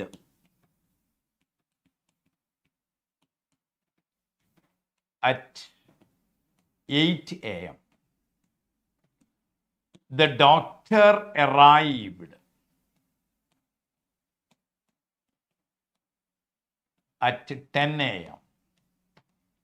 ഈ രണ്ട് ആക്ഷനും പാസ്റ്റ് ടെൻസിലാണ്. നമ്മൾ പറയുകയാണ് the patient had died before the doctor arrived. The patient had died before the doctor arrived. ഇതൊരു ഫങ്ഷനാണ്. അതായത് doctor വരുന്നതിന് മുമ്പ് രോഗി മരിച്ചിട്ടുണ്ടായിരുന്നു. ബിഫോർ ആഫ്റ്റർ ആണ് link words. Two actions took place in the past. We want to indicate the earlier action. ഇതാണ് ഒരു function. വേറെ function Mini said I bought a flat in Delhi. Mini said, I have bought a flat in Delhi.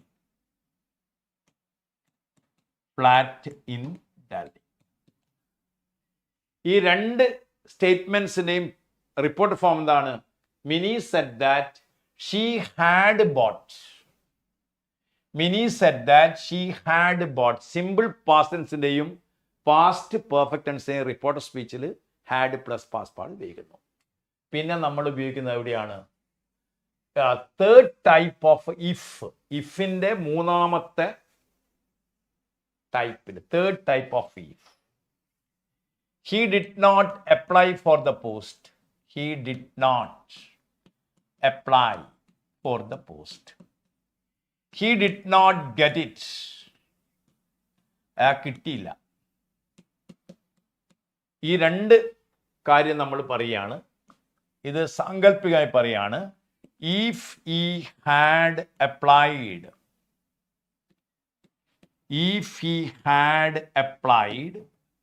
he would have got it.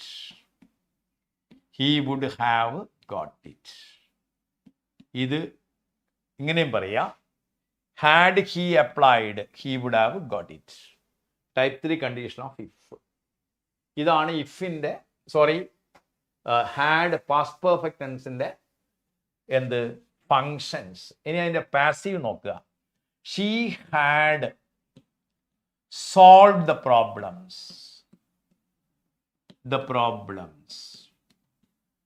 ഇതിന്റെ passive the problems had been solved. The problems had been solved by her. Perfect tense has, have, had plus past participle ആയിരിക്കും. അപ്പോൾ എന്താണ്? Passive voice ആണ്, past perfect tense ആണ്. Okay, അടുത്ത question. She is too weak to walk. The simple sentence ആണിത്. Too plus adjective plus infinitive. ഇത് simple sentence ആണ്, ഒറ്റ വേർബ് മാത്രമേ ഉള്ളൂ. Can be transformed to a complex sentence.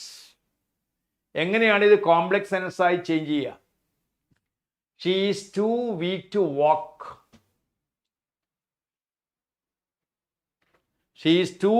വാക്ക്. എങ്ങനെയാണ് കോംപ്ലക്സ് സെൻസ് ആയി ചേഞ്ച് ചെയ്യുക? Yes, what is answer? She is too weak to walk. ഇത് ഒരു ഒറ്റ ഫൈനൈറ്റ് വേർബുള്ള സെൻസ് ആണ് സിമ്പിൾ സെൻസ്. ഇതെന്താക്കി മാറ്റണം? ഒരു മെയിൻ ക്ലോസും ഒരു സബോർഡിനേറ്റ് ക്ലോസും ആക്കണം. What is answer? She is so weak therefore he cannot walk ആണ്. ഇത് കോമ്പൗണ്ട് സെൻസ് ആണ്.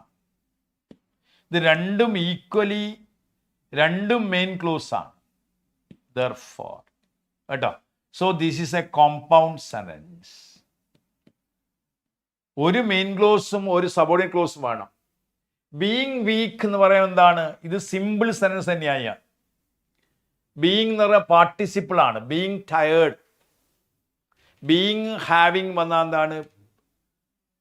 അത് സിമ്പിൾ സെൻസ് തന്നെയാണ്. He is very weak and he cannot walk എന്നുള്ളത് കോമ്പൗണ്ട് ആണ്.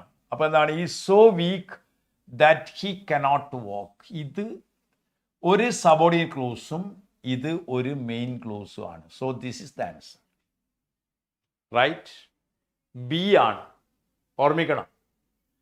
I am too tired to talk എന്ന് പറഞ്ഞാൽ എന്താ അർത്ഥം? ഐ ആം, നോക്കുക ഈ വാക്യം നോക്കണം. I am very tired. I am very tired.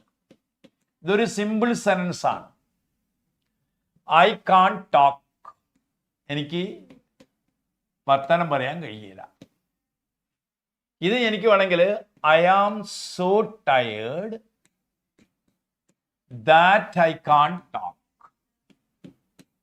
ഈ വാക്യം എന്തായി മാറി? I can't talk. ഈ വാക്യം ഒരു മെയിൻ ക്ലോസും ഒരു സബോർഡിനേറ്റ് ക്ലോസും ആയി മാറി. ഇതൊരു കോംപ്ലക്സ് സെൻസ് ആണ്. ഇത് I am too weak, I am too tired to talk എന്ന് പറഞ്ഞാൽ ഇത് സിമ്പിൾ സെൻസ് ആയി മാറി. Too plus adjective plus infinitive ആണ്. സോ ദാറ്റ് ഉപയോഗിക്കുമ്പോൾ അതെന്തായി മാറി? കോമ്പൗണ്ട് ആയി മാറി. സോറി, കോംപ്ലക്സ് ആയി മാറി. റൈറ്റ്? It becomes complex. അതാണ്, അത് കോംപ്ലക്സ് ആയി മാറുകയാണ്.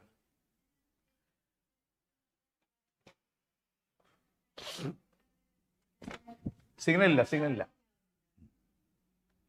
ഉണ്ടല്ലോ.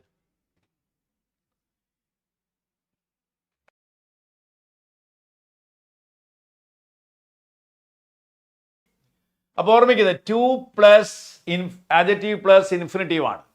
ഇത് നെഗറ്റീവ് സെൻസ് ആണ്. ഇത് പോസിറ്റീവ് സെൻസ് ആണെങ്കിലോ? I am very rich. I can travel by air. I can travel by air. ഇത് പോസിറ്റീവ് ആണ്. ഞാൻ റിച്ച് ആണ്, അതുകൊണ്ട് എനിക്ക് പോകാൻ പറ്റും. എന്ത് ചെയ്യും?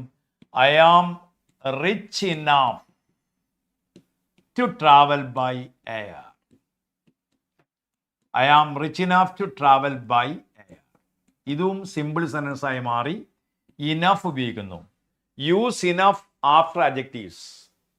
ഇനഫിന് ശേഷമാണ്, അതായത് adjective plus enough plus enough plus infinitive. ഇത് രണ്ട് സിമ്പിൾ സെൻസും ഒരു സിമ്പിളായി മാറും. Right? You got the idea? അപ്പൊ ഓർമ്മിക്കണം, ആൻഡ് ബട്ട് യെറ്റ് ഒക്കെ വന്നാൽ അത് കോമ്പൗണ്ട് സെൻസ് ആയിരിക്കും. ദെർഫോർ കണ്ടോ? She is so weak that she cannot walk. Correctly transform sense. Introductory subordinate adverb clause of result. So that he cannot ആണ്. അതാണ് so that he cannot walk. That he cannot walk. അതാണ് reason ആണ് ഇവിടെ, result അല്ല. Clause of reason. He is so weak ആണ്. He is so weak that he cannot walk. ഈ so that എന്ന് പറഞ്ഞ പർപ്പസ് ആണത്. ഇത് പർപ്പസ് ആണ്. ഇതെന്താണ്? So that. ഇത് റീസൺ ആണ്. I am so tired that I can't talk. ആണോ? The news is very good. The news is very good It cannot be true. It can't be true ആണ് ഈ സെനൻസ്. The news is so good that it cannot be true. The news is too good to be true ആണ്. ഇപ്പോൾ so that വരുമ്പോൾ അറിയാം. She works hard. She works hard. She wants to get first rank. She wants to get first rank. ഈ വാക്യം നമുക്ക് എങ്ങനെ പറയാം? She works hard so that she can get first rank. അത് purpose ആണ്. She works hard so that she can get first rank. അത് purpose ആണ്. അടുത്ത നോക്കണം. To do away with means, ഈ വാക്യം എന്താണ്? To do away with എന്നുള്ള വാക്കിന്റെ മീനിങ് എന്താണ്? To do away with means to manage without something, to deceive someone, to abolish or get rid of something, to repair something. എന്താണ് do away with? Do away with means? Yes, പറയൂ. To do away with means? Yes, very good. എന്താണ്? To do away with means? പറയൂ. എന്താണ്? Yes. To do, Navaneetha പറയൂ. നിതിൻ, തായത്ത്, എന്താണ് do away with? Shadiya, എന്താണ്? To abolish or get rid of something. അതാണ്. To abolish or get rid of something ആണ്. The new law will do away with the old tax systems. കണ്ടോ? The new law will do away with the old tax system. എന്താണ്? To abolish or put an end or get to do away with something. അടുത്തത്. Which of the following is an example of intransitive verb? The boy kicked the ball. She wrote a letter. The bird sang a sweet song. The sun rose. Which is an example of intransitive verb? You know transitive verb and intransitive verb? Which of the following is an example of intransitive verb? You know what is a transitive verb and intransitive verb? ശരിയാണോ Nitin Thayath? Intransitive verb എന്ന് പറഞ്ഞാൽ എന്താണ്? അതിന് നമ്മൾ ശരിയാണോ? The boy kick the ball. Intransitive verb ഉദാഹരണം ഏതാണ്? Shadiya. Yes. അതായത് ട്രാൻസിറ്റീവ് വേർബ് എന്ന് പറഞ്ഞാൽ A verb that takes an object. Manu likes sweets. What does Manu like? ഉത്തരം കിട്ടി. സ്വീറ്റ്സ് ആണ്. This is called direct object. കണ്ടോ? Manu likes mini. Manu likes mini. Whom does Manu like? Mini ഉത്തരം കിട്ടി. അതാണ് intransitive verb means a verb does not have an object. And the verb does not take an object. ഇവിടെ what did the boy kick the ball object കിട്ടി. What did she write? A letter ഉത്തരം കിട്ടി. The bird sang a sweet song. A sweet song object ആണ്. ഇവിടെ the sun rose. It has no verb. So this is intransitive. Right? She gave me a letter. She gave me a letter. ഈ സെനൻസിൽ what did she give? A letter. This is called direct object. Whom did she give? Indirect object. ഈ വാക്ക് gave is a transitive verb that takes two objects. One is direct and other is indirect. ഇത് പറയുക personal objects എന്ന് പറയും. Whom answer to whom is always indirect object. ഇത് പറയുക direct object ആണ്. ഇത് രണ്ടിനും ഒന്ന് പാസീവ് ആക്കുക. I was given a letter. A letter was given to me. Which is preferred? Indirect object is preferred in passives. അതാണ് പഠിക്കേണ്ടത്. ഇതാണ് സിമ്പിൾ ക്വസ്റ്റ്യൻ ആണിത്. അടുത്ത question. She wrote a letter. കണ്ടോ? An intransitive word does not take a direct. കണ്ടില്ലേ? Option D rose. Option B അല്ല, option D inaction that complete self. അപ്പോൾ എന്താണ്?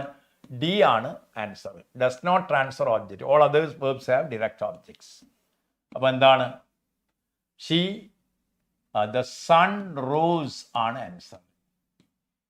The sun rose. റൈറ്റ്. അടുത്തത്. Turn the following into indirect speech. He said, let's wait for our results. Let's wait for our results. Let's wait for our friends. He told them to wait for their friends. What is your answer? Turn the following indirect speech ആണ്. Indirect speech എന്ത് വേണം? അതായത് let's വരുമ്പോൾ ഓർമ്മിക്കണം, let's എന്താണ്? ഒന്നുകിൽ suggested, reporting verb എന്തായി മാറും? സജസ്റ്റഡ്, അല്ലെങ്കിൽ പ്രപ്പോസ്ഡ് ആവും. അപ്പോൾ ഇവിടെ എന്താ വരുന്നത്? ഈ propose that they should wait for their friends. ഇതാണ് right. He proposed that they should wait for their friends. നിങ്ങൾക്കറിയാം ലെറ്റ്സ് എന്ന് പറഞ്ഞാൽ എന്താണ്? സജഷൻ ആണ്. അതുകൊണ്ടാണ് നമ്മൾ ഷാൽ വി ഉപയോഗിക്കുന്നത്. He proposed that they should wait for friends. When let's indicate suggestion or proposal, reporting verb is changed to proposed or suggested. Structure that they should is used. Report that they should is used. Right? Very good. അടുത്ത നോക്കാം. Which of the following is not a coordinating conjunction? Which of the following is not a coordinating conjunction ആണ്? ഈ കൊടുത്തിരിക്കുന്നതിൽ coordinating conjunction അല്ലാത്ത ഏതാണ്? Yes. Which of the following is not a coordinating conjunction? ഏതാണ്?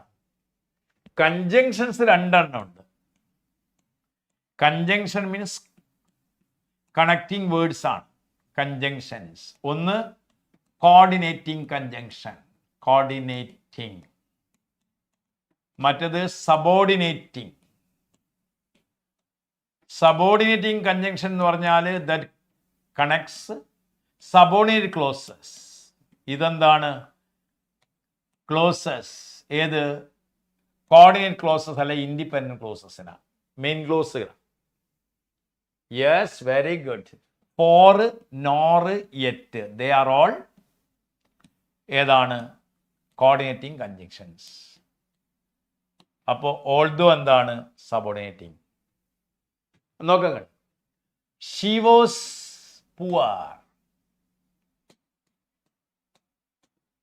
She was honest. ഇത് നമ്മൾ connect ചെയ്യാണ്. She was poor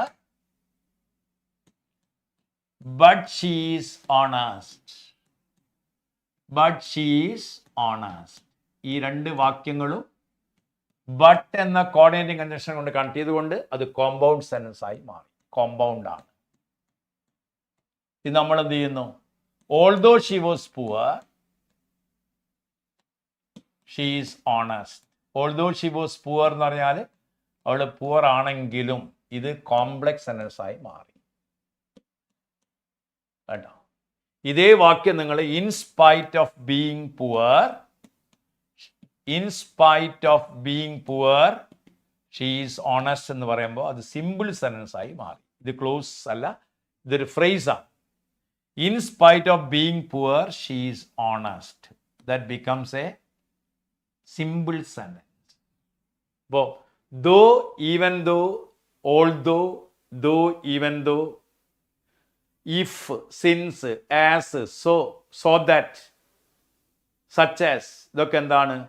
where, wherever, when, whenever, ഇതൊക്കെ എന്താണ്? സബോർഡിനേറ്റിംഗ് കൺജങ്ഷൻ ആണ്. ഇത് ഫോർ, നോർ, യെറ്റ്, ഇതൊക്കെ എന്താണ്? കോർഡിനേറ്റിംഗ് കൺജങ്ഷൻസ് ആണ്. അടുത്തത് although. Although is A subordinate conjunction which introduces a dependent clause. The 7 coordinate conjunctions can be remembered by acronym fanboys എന്ന് പറയും. കണ്ടോ? for, and, nor, but, or, yet, so.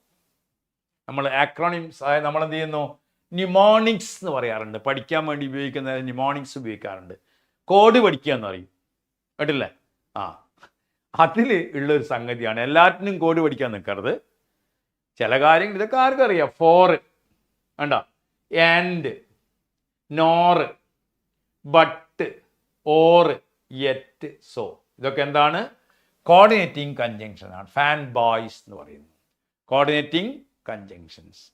Subordinate conjunction ആണ് ബാക്കിയൊക്കെ. Fan boys എന്ന് പറഞ്ഞാൽ code, നമ്മൾ പറയാം mnemonics എന്ന് പറയും. ചില കാര്യങ്ങൾ പഠിക്കാൻ വേണ്ടി നമ്മൾ ന്യൂമോണിക്സ് ഉപയോഗിക്കാറുണ്ട്. അത് പഠിക്കാൻ വേണ്ടി ഉപയോഗിക്കുന്നതാണ്. പക്ഷെ എല്ലാറ്റിനും ന്യൂമോണിക്സ് കോഡ് പഠിക്കുന്ന രീതി അശാസ്ത്രീയമാണ്. കൺസ്ട്രക്റ്റീവ് കരിക്കുലം പാരഡൈം ഷിഫ്റ്റ് പഠിക്കുന്ന ആളുകൾക്കൊന്നും അത് പാടില്ല. ട്രാൻസ്ലേഷൻ മെത്തേഡിലും ഗ്രാമർ മെത്തേഡിലൊക്കെ ആളുകൾ ഇങ്ങനെ ഉപയോഗിക്കാറ്. ട്രാൻസ്ലേഷൻ അല്ലെങ്കിൽ ഗ്രാമർ മെത്തേഡൊക്കെ പഠിക്കുമ്പോൾ നമ്മളിങ്ങനെ പഠിപ്പിച്ചു കൊടുക്കാറില്ല. ഓർമ്മ, റോട്ട് മെമ്മറി പഠിപ്പിക്കും. മറ്റെന്താണ്? കൊഗ്നിറ്റീവ് സ്ട്രക്ചറിൽ നിങ്ങൾക്ക് മാറ്റം വരണം. നിങ്ങൾ ചില കോഡ് പഠിച്ചു വെക്കുക കുട്ടികളുണ്ട്. അതൊരു സ്ഥിരം ശീലാക്കി മാറ്റുന്നത് തെറ്റായ പ്രവണതയാണ്. നിങ്ങൾ കുട്ടികളിൽ അങ്ങനെ നിങ്ങൾ ടീച്ചറാകാൻ പോകുന്ന ആൾക്കാരാണ്. ഒരിക്കലും ഇങ്ങനെ കോഡ്, ചില കാര്യങ്ങൾ മെമ്മറി ടെക്നിക്സ് പഠിപ്പിക്കുമ്പോൾ ചിലതൊക്കെ ചില കോൺസെപ്റ്റ് ഡിഫിക്കൽട്ട് ആയി വരുമ്പോൾ അത് പഠിപ്പിക്കാൻ വേണ്ടി മാത്രം ഉപയോഗിക്കുക.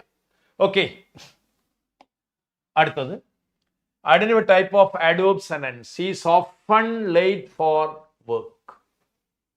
ഏതാണ്? is often late for work ആണ് adverb in the sentence. ഏതാണത്? is often late for work ആണ്. അതിന് ടൈപ്പ് ഓഫ് adverb, adverb പല ടൈപ്പ് adverb ഉണ്ട്. adverb manner ഉണ്ട്, place ഉണ്ട്, ടൈം ഉണ്ട്, ഫ്രീക്വൻസി ഉണ്ട്. ഇതെന്താണ്? Identify type of adverb in sentence is often late for work. What is your answer? Very good. Adverb ടൈമോ?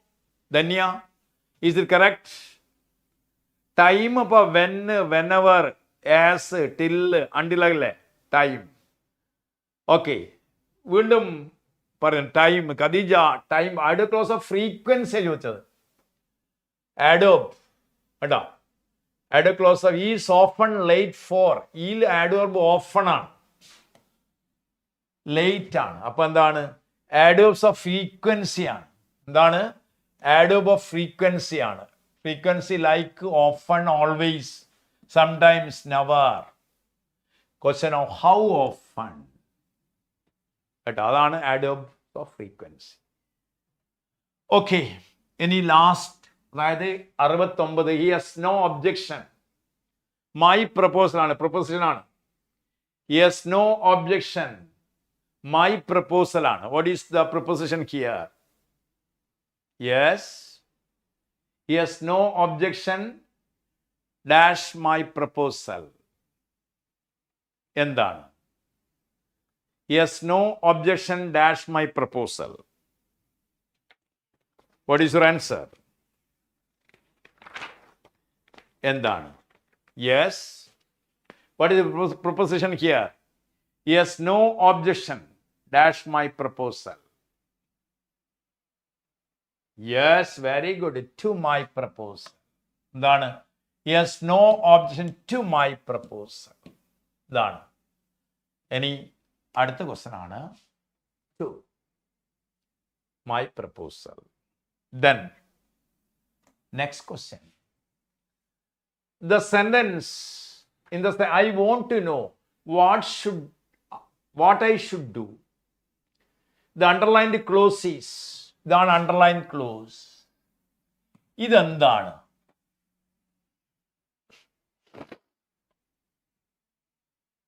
In the sentence I want to know what I should do. Yes, I. What is your answer? Add clause of reason, principal clause. Yes. I want to know what I should do. Yes. What is your answer? I want to know what I should do. Very good. Very good. Yes. Marin Matthews. ശരിയാണോ അത്?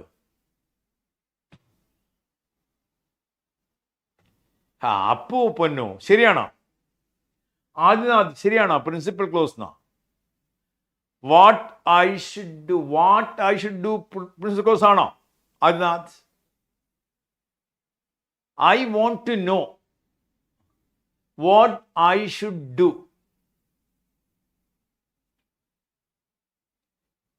In the sentence, the underlined clause is, രണ്ട് close ആണ്. I want to no, ഇതൊരു close, ഇത് വേറൊരു close.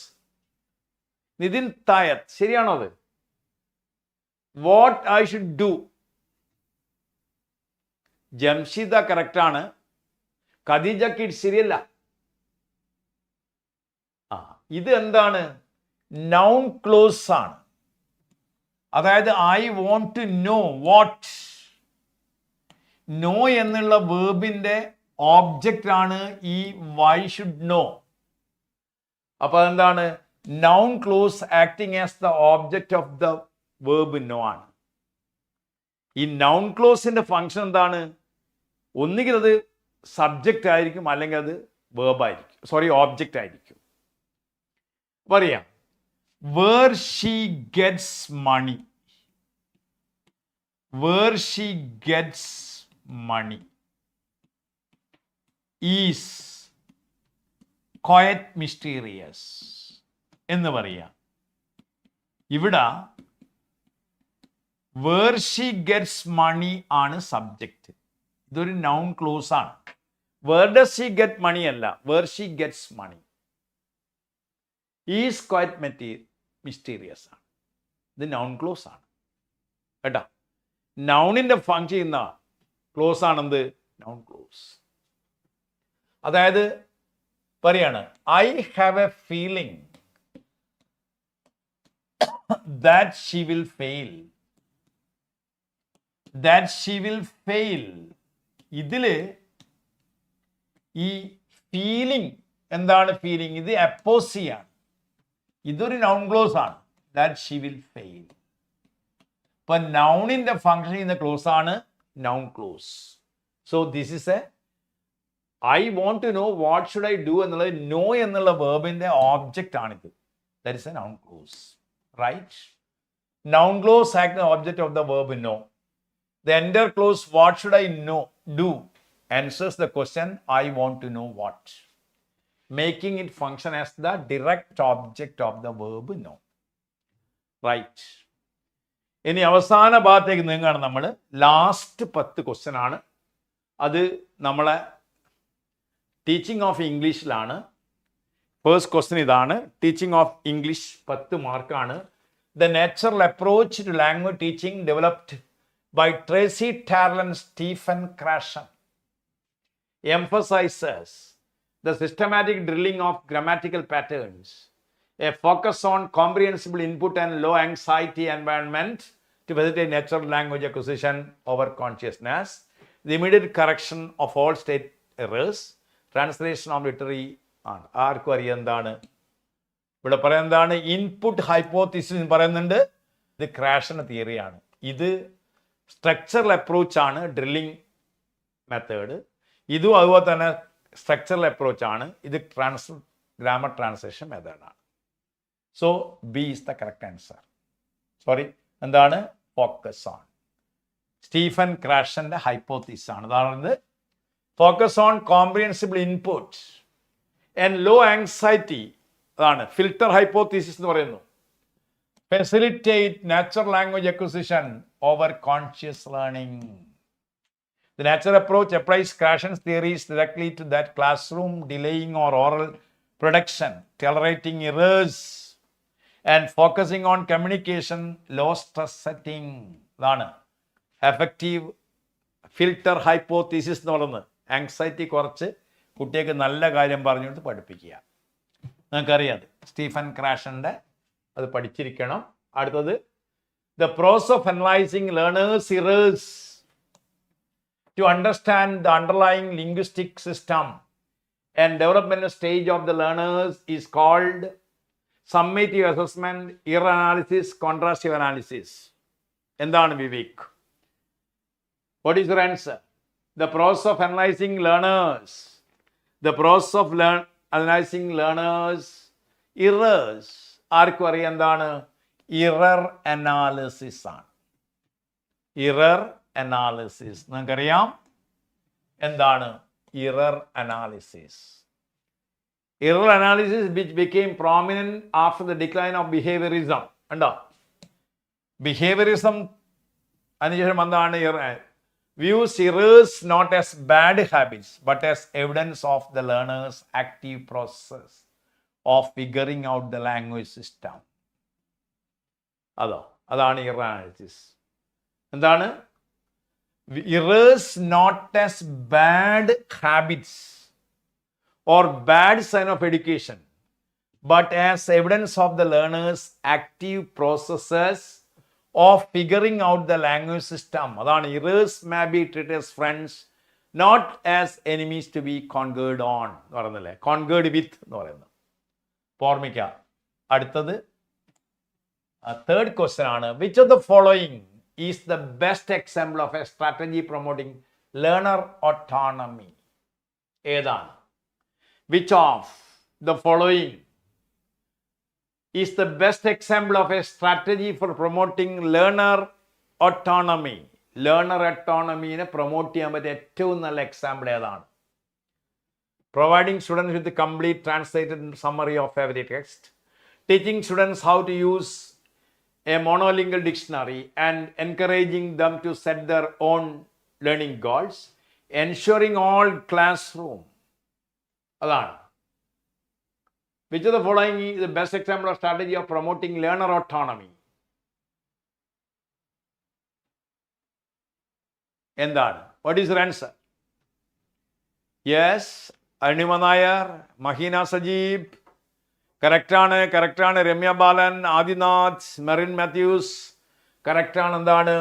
Teaching students how to use a monolingual dictionary, encouraging them to set their own learning goals ആണ് ഞങ്ങൾക്ക് teaching students.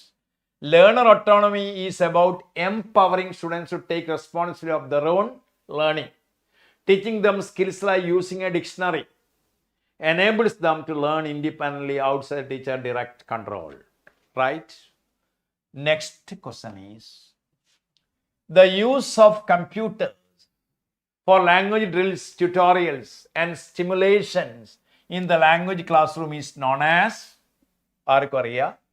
computer assisted language learning. Computer assisted language learning, everybody knows. CALL, computer assisted language learning. CALL is the specific acronym for the use of computers as an aid in language. Teaching aid and ICT is a broad term for information and communication technology. Right. Next question. The teaching reading, in teaching reading, the strategy where teacher reads a text aloud, verbalizes their own thought processes. I don't know this word, I will look at the context, or I predict this will happen next because, is called choral reading, guided reading, think aloud, shared reading. Read this question. In teaching reading, the strategy where the teacher reads a text aloud and verbalizes their own thought process. I don't know this word, I will look at the context, or I predict this will happen next because. What is your answer? What is your answer? Yes? What is your answer? Please answer it. Answer പറയൂ. എന്താണ്? Yes. Within Tayat, choral reading ആണോ, guided reading ആണോ, think aloud ആണോ, shared reading ആണോ? Jamshida, Vivek, what is your answer? Teaching reading. In teaching reading, the strategy where the teacher reads a text aloud, verbalizes their own thought process. Yes. Khadija Keats ശരിയല്ല. ഏതാണ് ശരിയല്ല? നിതിൻ തായർ ശരിയല്ല. അപർണ അനങ്ങാട് ശരിയാണ്. Merlin ശരിയാണ്. ആദ്ന ശരിയാണ്. That is think aloud. Right? Think aloud. നോക്കുക. Think aloud. Think aloud is a powerful modeling technique where teacher makes their own cognitive and metacognitive reading strategies explain to the students. Cognitive and metacognitive strategies. That's think aloud. Okay, അടുത്ത നോക്ക്. Differentiating between long A, sound in gate, short sound in cat, is an activity that focuses on, differentiating long sound gate ആണ്. ഇത് E ആണ്. ഇത് E ആണ്. Activity that focuses on എന്താണ്? An activity that focuses on D ആണോ? Orthographic awareness ആണോ? ധന്യ, അതാണ് കാറ്റ്. 8 ഗേറ്റ് ആണ്. Gate. What is the difference? Differentiating between രണ്ട് കാര്യങ്ങൾ. Long gate, long A. അതാണ് ലോങ് എ ആണ്. ഇത് എ ആണ്. ബാറ്റ്. ഇത് ബെറ്റ് അല്ലെങ്കിൽ ഗേറ്റ്. മറ്റത് കാറ്റ്. ഇതെന്താണ്? Yes, very good. Phonemic awareness ആണ്. എല്ലാവർക്കും അറിയാം ഫോണിമിക് അവയർനെസ്. ഫോണിമിക് അവയർനെസ് ആണ്. Phonemic awareness is the ability to hear, identify, manipulate the individual sounds, phonemes in spoken word. This activity directly targets that skill. Okay. Next one. In English teaching. In English, an English teacher is working with the student who has dyslexia. A helpful strategy would be to provide longer, more complex text to challenge them, focus on oral skills and avoid all reading and writing. Use a multi-sensory approach such as tracing letters in sand or using color-coded letters, and provide materials in a clear, well-spaced front. Insist that the student reads faster to keep up with the class. നിങ്ങൾ ഓർമ്മിക്കണം, ഇത് methods of teaching അധികവും application level question ഉണ്ടാകുക. അപ്പോൾ എന്താണ്? In an English teacher is working with a student who has dyslexia. You know dyslexia. Helpful strategy would be എന്താണ്? What is your answer? What is the answer? What is your answer? Dyslexia കുട്ടിക്ക് എന്താ ചെയ്യുക? നിങ്ങൾ എന്താണ് ചെയ്യുക? Yes, very good. Adinath, Merlin Mathews, Sandhya ഒക്കെ ശരിയാണ്. Ramya Balan, use a multi sensory approach such as using material clear. ഏതാണ്? Use a multi sensory approach using colour coded letters. Multi-sensory techniques that engage touch and movement alongside sight and hearing can be very effective for learners with dyslexia. Text also crucial. ഇതാണ് reading disability ആണ്. എന്താ വേണ്ടത്? multi-sensory engage touch and move. Then 78 question ആണ്. The main principle behind materials design ELT, that materials should be ELT, English language teaching materials principle എന്താണ്?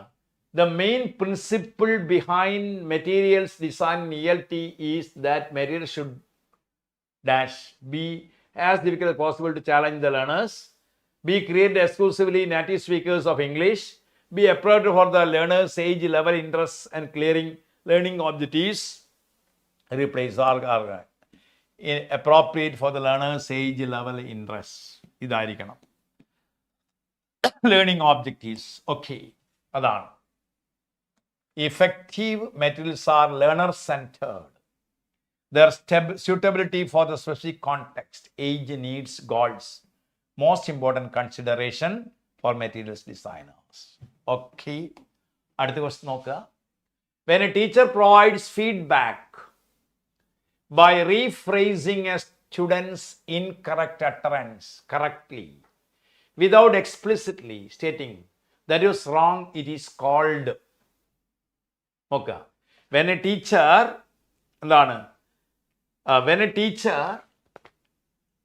provides feedback by rephrasing a student's incorrect utterance correctly without explicitly stating that that is wrong, that is called explicit correction, recasting, clarification request, and elicitation. What is your answer? When a teacher provides feedback by rephrasing a student's incorrect utterance correctly without explicitly stating that was wrong is called? What is called what? No, elicitation ആണോ? അല്ല.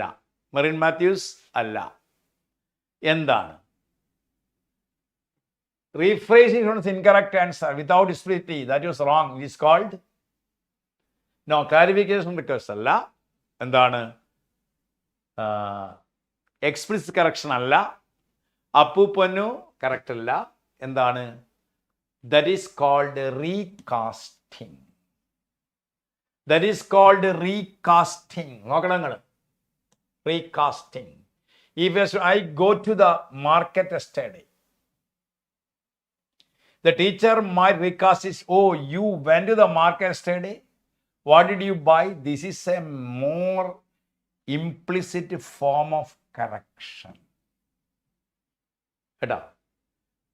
Oh, I go to the market yesterday എന്ന് പറഞ്ഞാൽ teacher might recast it as, oh, you went to the market yesterday.